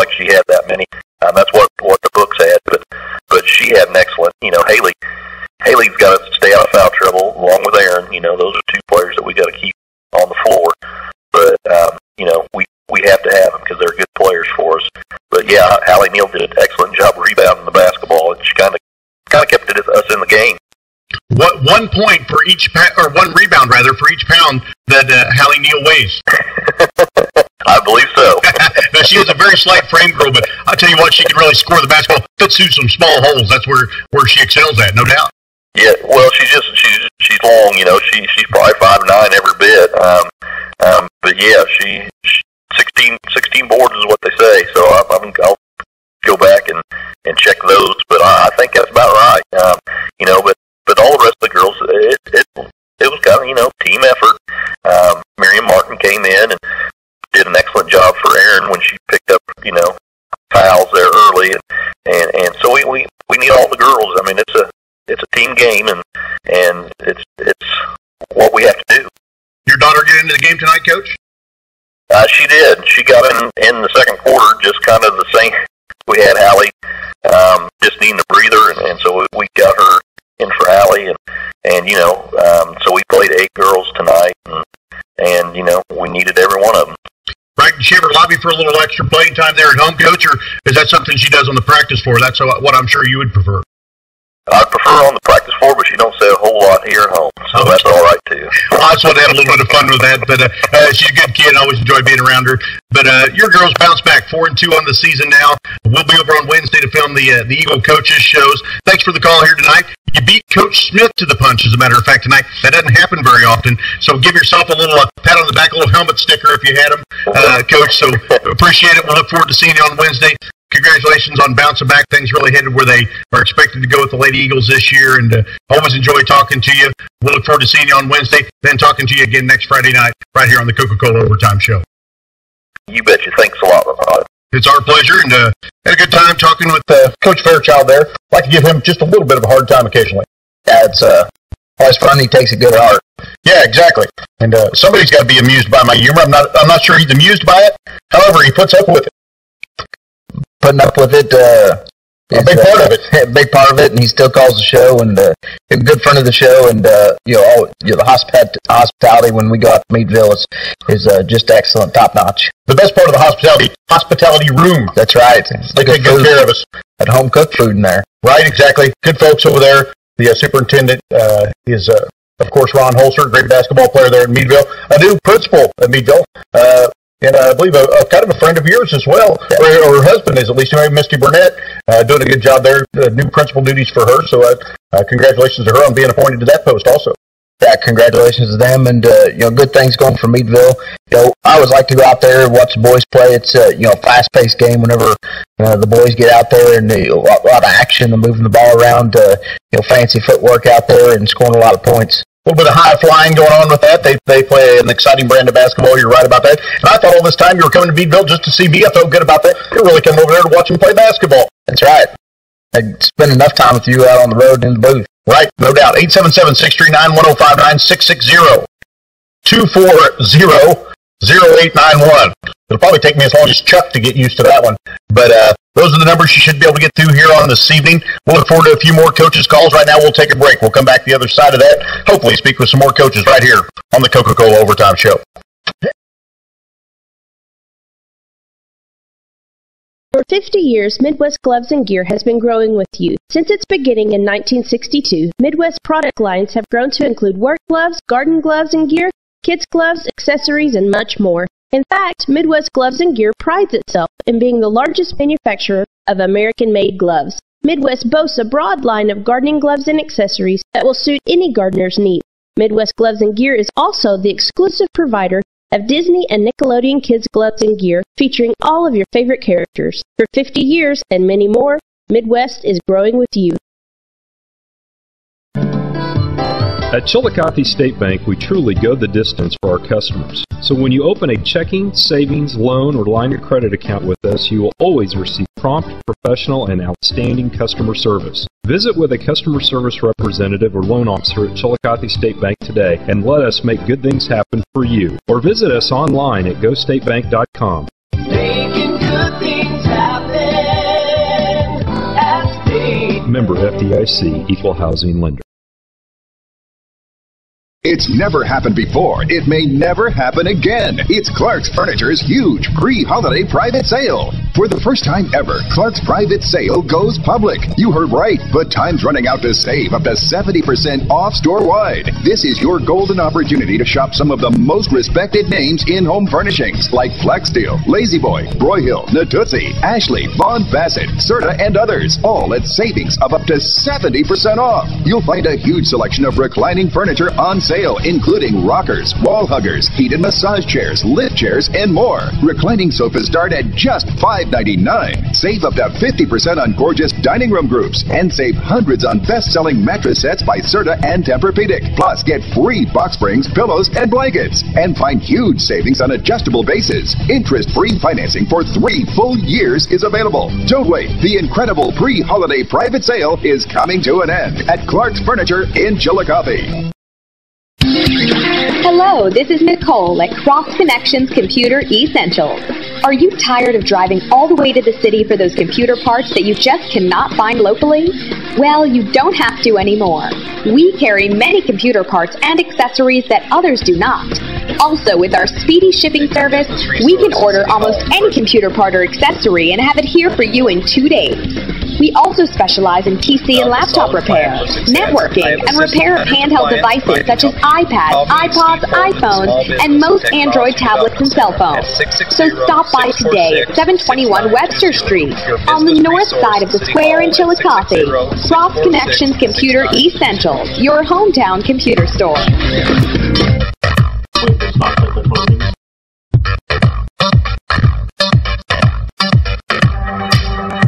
Welcome back to the Coca-Cola Overtime Show. You know the numbers, Brock Kerr?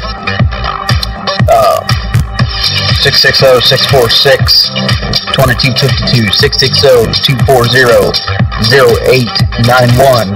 You were close on the first one. 646-2255. Yeah, there you go. Or 877-639-1059. Those should both ring the same place. I've just been given the 800 number, or the toll-free number here this evening. Jim Bly headed this way hurriedly. Must be wanting to get your good side on camera there. Yeah, flip it on the camera. Scaring everybody. He's broken the camera numerous times, according to Jim. That other number, 660-240-0891.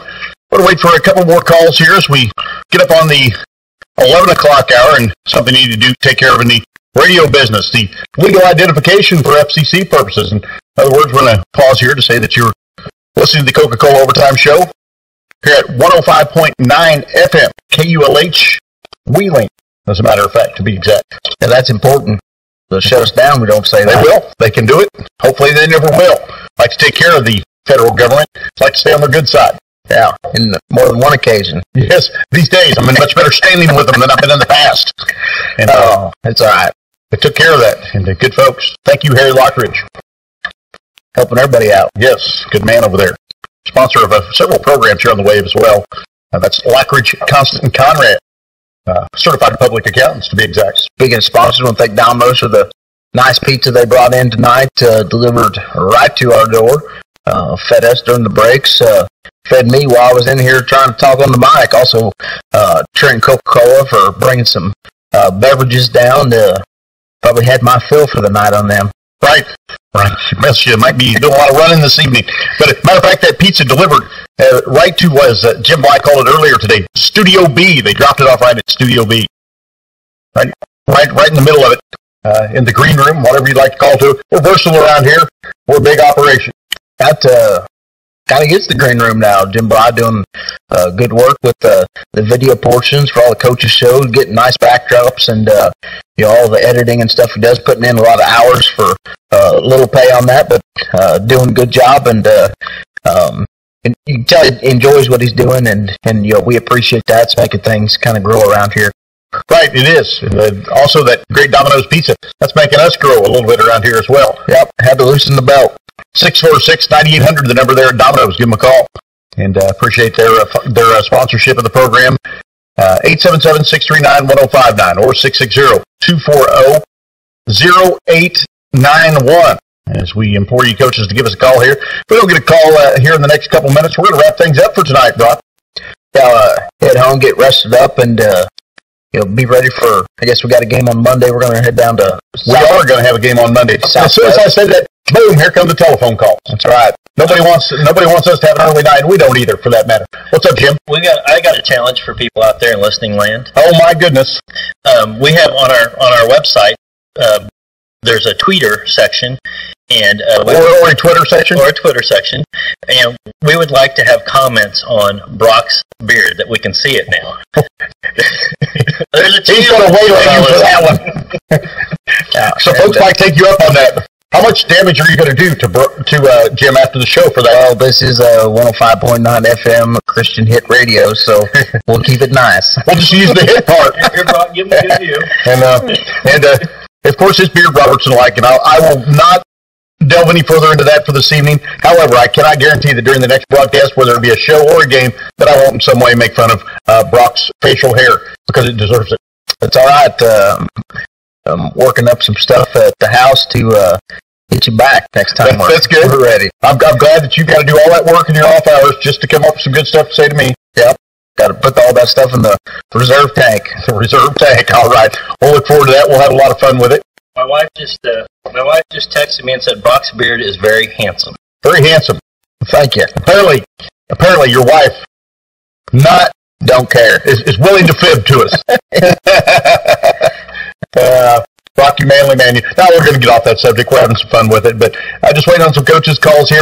I'll take another break here in a second. We'll come back the other side of that, see if we've heard from anybody else. In fact, we do have a coach on the line, so I won't take a break yet. So we'll wait to see who that is. I'm guessing Darren Smith, Tim Cool, one of those guys, would be my guess. And might hear from Coach Hunley down at Carrollton as well. We'd expect to hear from him. Other area coaches, the Lynn County coaches, I know usually give us a call. Coach Kahn down at Northwestern also. Coach Kahn coaching both boys and girls this year. And Brock looks like he's going to have a lot of fun with this. So we'll find out who exactly it is. And it is going to be the head coach of the Meadville Eagles. That is Coach Darren Smith. Thank you, Coach. Fairchild beat you in tonight. Did he really? Yeah, it's unbelievable, isn't it? And I said the same thing. Yeah. Well, I've been having a little trouble finding your phone number. I've lost it in my cell phone, so I'll have to do better. Well, we got a couple new ones. We had phone problems. How do you say, maybe out the wazoo or something like that. We've had a tough time with it, but we're in the process of getting that all cleared up, Coach, and appreciate you giving us a call. You had what I figured to be a pretty tough basketball game. It's a team that got knocked off by a single point earlier in the week by Southwest. You get Kenny Lehman and the new look Hardin Central Bulldogs. Tell us about the game. Tell us about that pretty long, lengthy lineup that he's got over there. Yeah, they are long, and they're lengthy, and they're thick. They're a lot bigger than we are, and our focus was to outquick them and defend them as best as we could, and then hopefully we were shooting the ball well, and luckily for us, we were shooting the ball well. We jumped out on 29-8 in the first quarter and kind of just traded baskets with them the rest of the game, seemed like. They're bigger than you like to say. One place they're not bigger. On the scoreboard tonight, as I have the final down is 69-50. You get them there at home. Another nice night for your son Derek Smith, who I didn't see the Atlanta game, but I saw him pump in 31 against Lynn County the other night. He has 26 here in this one. And the sophomore, Cade Shiflett, a kid who you're depending a lot on to score the basketball and do all the things that he does well. And he does a lot of things right, just like many of your players. Cade steps up, has another nice offensive night for you, too. Yeah, they both really shot the ball well. We hit 7 threes in that first quarter. Really came out looking to be, like I said, our focus was we didn't have to shoot the ball because it was going to be tough inside. And so we came out looking to shoot the ball from threes and see what happened. And luckily for us, we were making them. Derek hit 3 and Kate hit 3 and TJ Smith hit 1 all in the first quarter. So we kind of blitzed them right off the bat, with that. And that's not going to happen every night. And my kids realize that. So, that was important for us, though, tonight, was to get up early. What I'm getting from the sheet that I'm looking at here, too, Coach, is as I look at leading rebounders, it says too many rebounders to mention. That means you rebounded it well as a team, I'm guessing. Well, no, I said I didn't have anybody that was outstanding.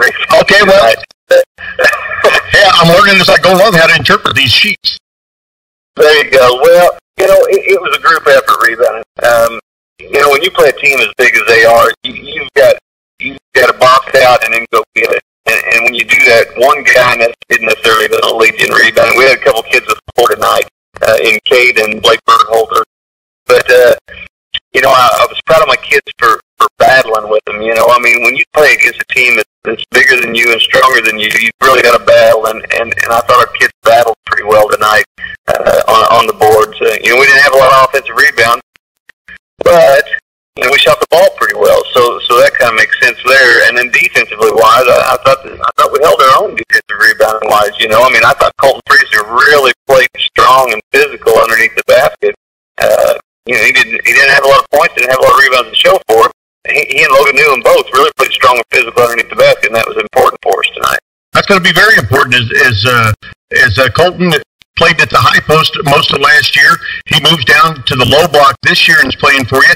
It's a completely different kind of ball game. He's a kid that's he's tall, 6'3", 6'4". He's pretty wide through the shoulders too. He's strong. We know he's got that strength. Sometimes to be able to get that aggressiveness out of him, sometimes it's been difficult for you. It's got to make you feel good on nights when he goes out, exerts some of that strength and some of that athleticism that he has, and really shows it to other teams. Yeah, I thought he did tonight. Like I said, they're just long enough and big enough that the inside game wasn't there tonight. I mean, that's just period. There's nothing I can say any different about that. And when we were shooting the ball as well as we didn't look in there a heck of a lot. So,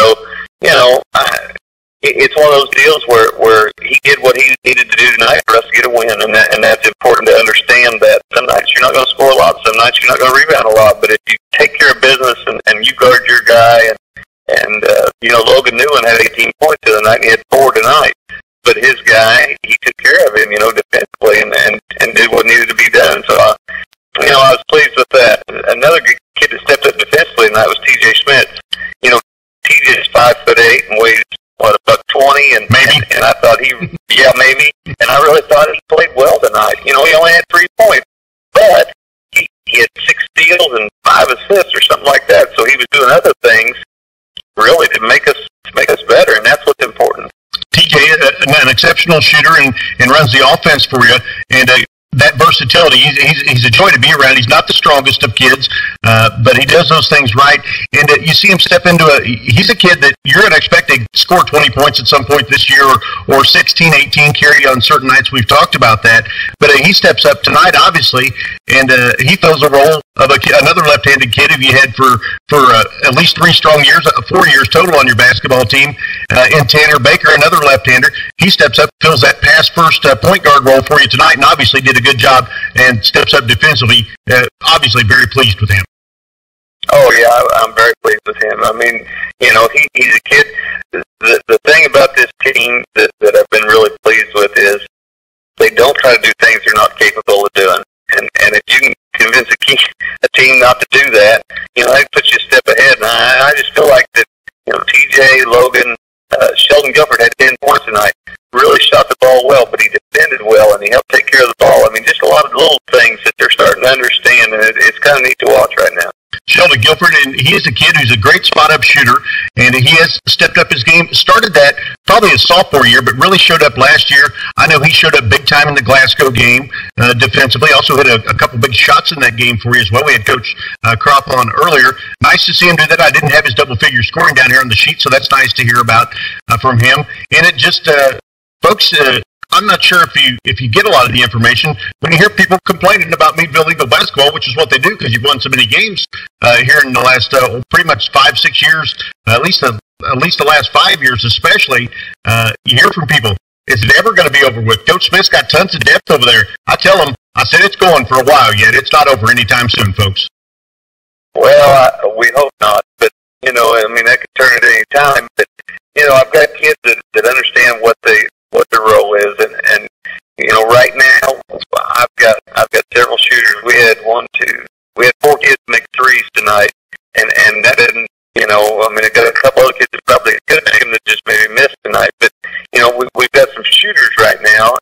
But the beauty of it is they're always looking to make that extra pass, always looking to make that extra pass, and that's when the team's fun to coach. As Mike Kelly of the Tiger broadcaster's real fond of saying, passing up the good shot for the great shot. Exactly, and that starts with, and that just starts with those 5 kids that start the game, and I really feel like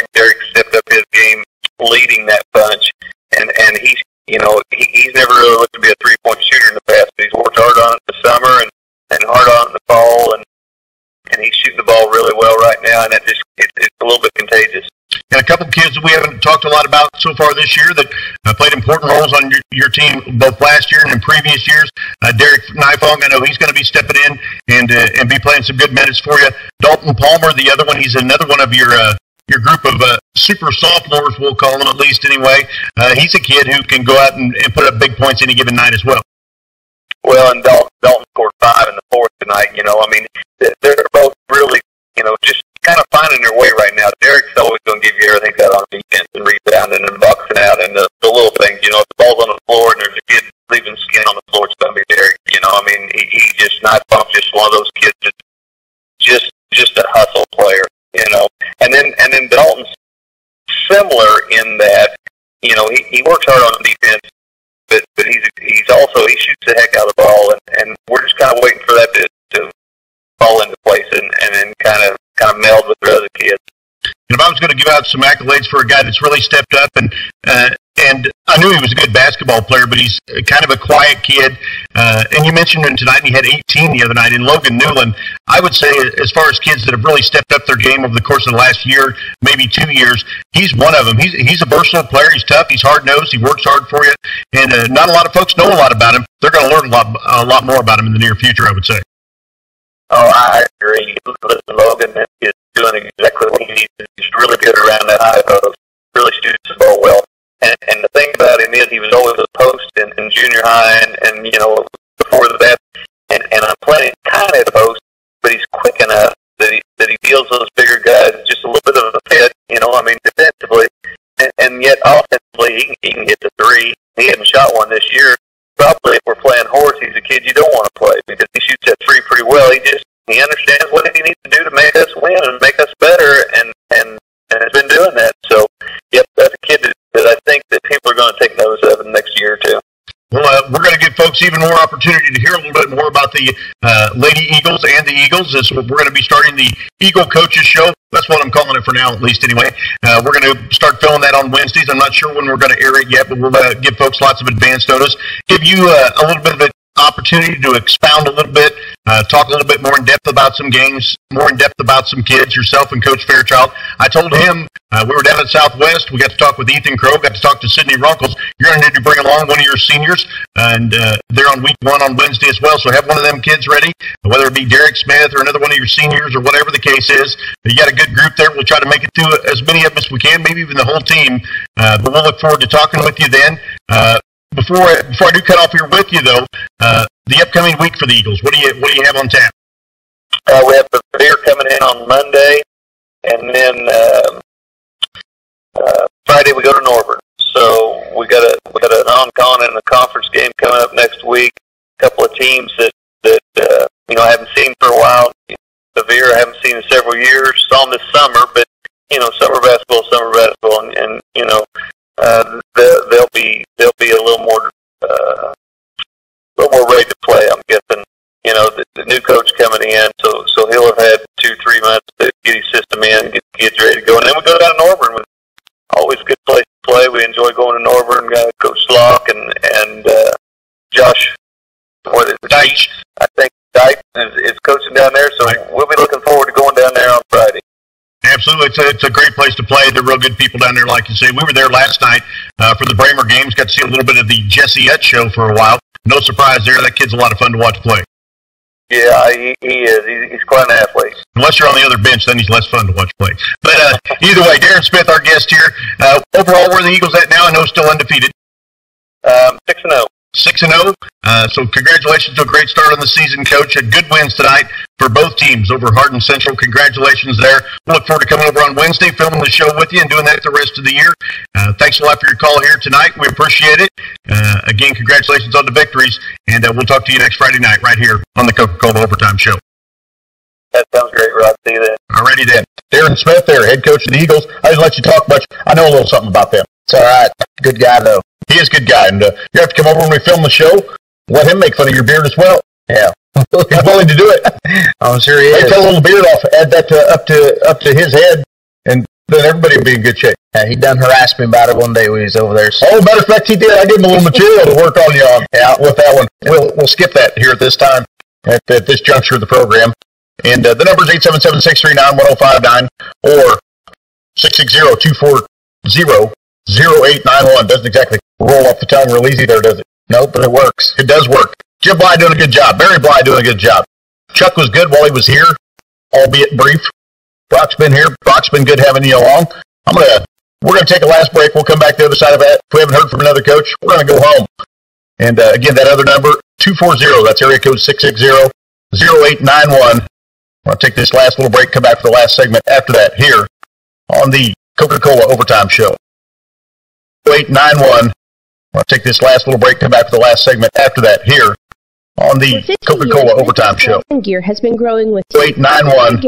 I'll take this last little break. Come back for the last segment after that here work gloves, on the Coca-Cola Overtime Show. Gear, accessories, and much 0891. I'll take this last little break. Come back for the last segment after that here work gloves, American-made gloves. Midwest boasts a broad line of gardening gloves and accessories that will suit any gardener's needs. Midwest Gloves and Gear is also the exclusive provider of Disney and Nickelodeon Kids gloves and gear featuring all of your favorite characters. For 50 years and many more, Midwest is growing with you. At Chillicothe State Bank, we truly go the distance for our customers. So when you open a checking, savings, loan, or line of credit account with us, you will always receive prompt, professional, and outstanding customer service. Visit with a customer service representative or loan officer at Chillicothe State Bank today and let us make good things happen for you. Or visit us online at gostatebank.com. Making good things happen at State. Member FDIC, Equal Housing Lender.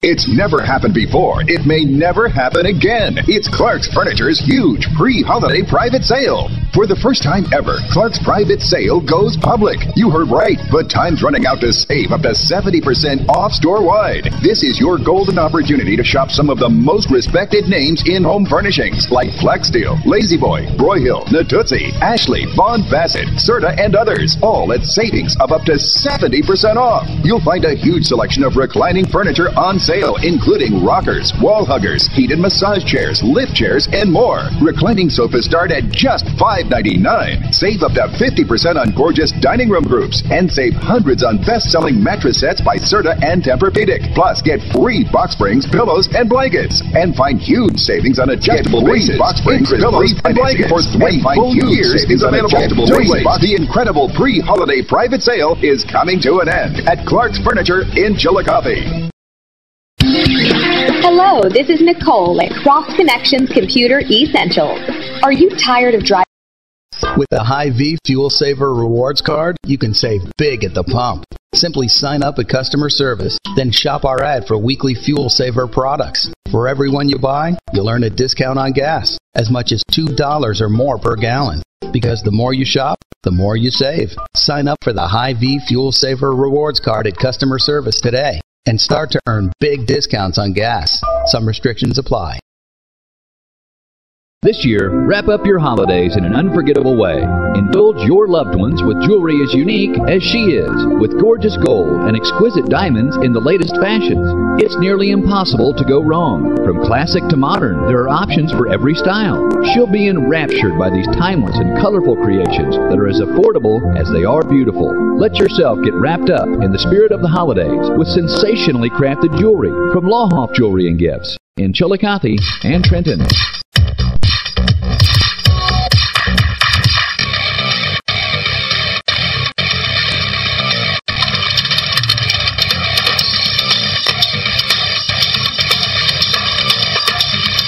Enjoying that music. Have a good time. That'll keep you pumped up. Good selection if you did it. Fine selection. Big dog, we like to call him around here. The big cheese, Grande Kahuna. Man in charge.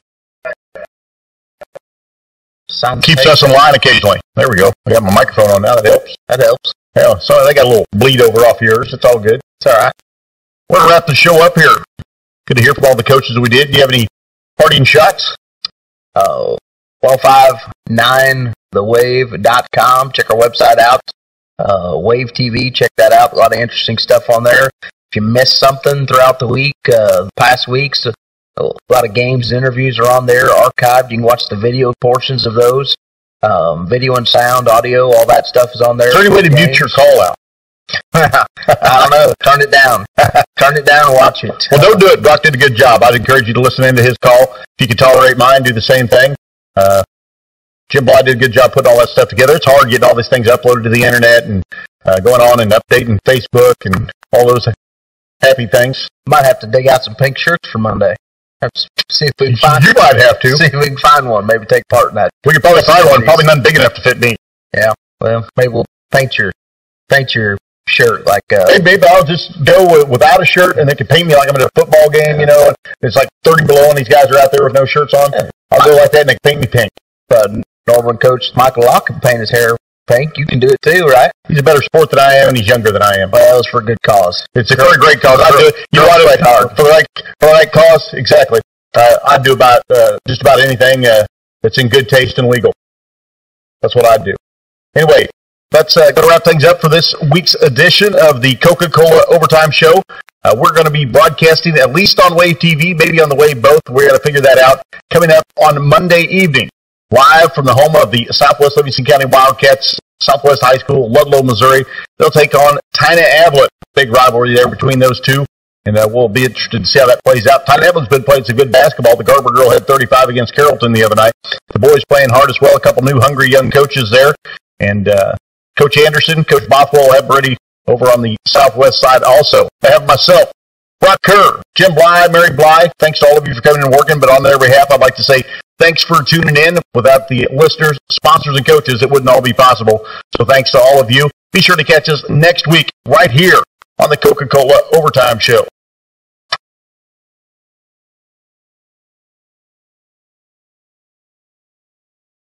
The Coca-Cola Overtime Show on 105.9 The Wave.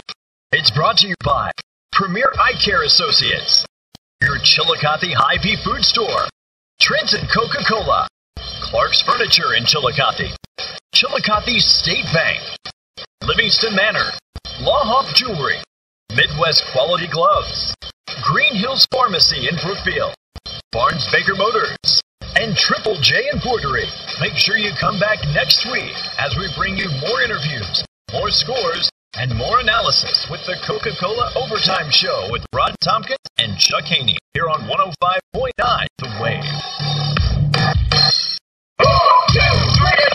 Hey, you guys. Yo, what's up? Yeah, y'all. Yo, what up? Hey, y'all, this is Brandon Keith. Hi, this is Jason from Building 429. Hey, this is Astro. Hey, this is Natalie Grant. I'm David Crowder from David Crowder Band. More great music is on the way.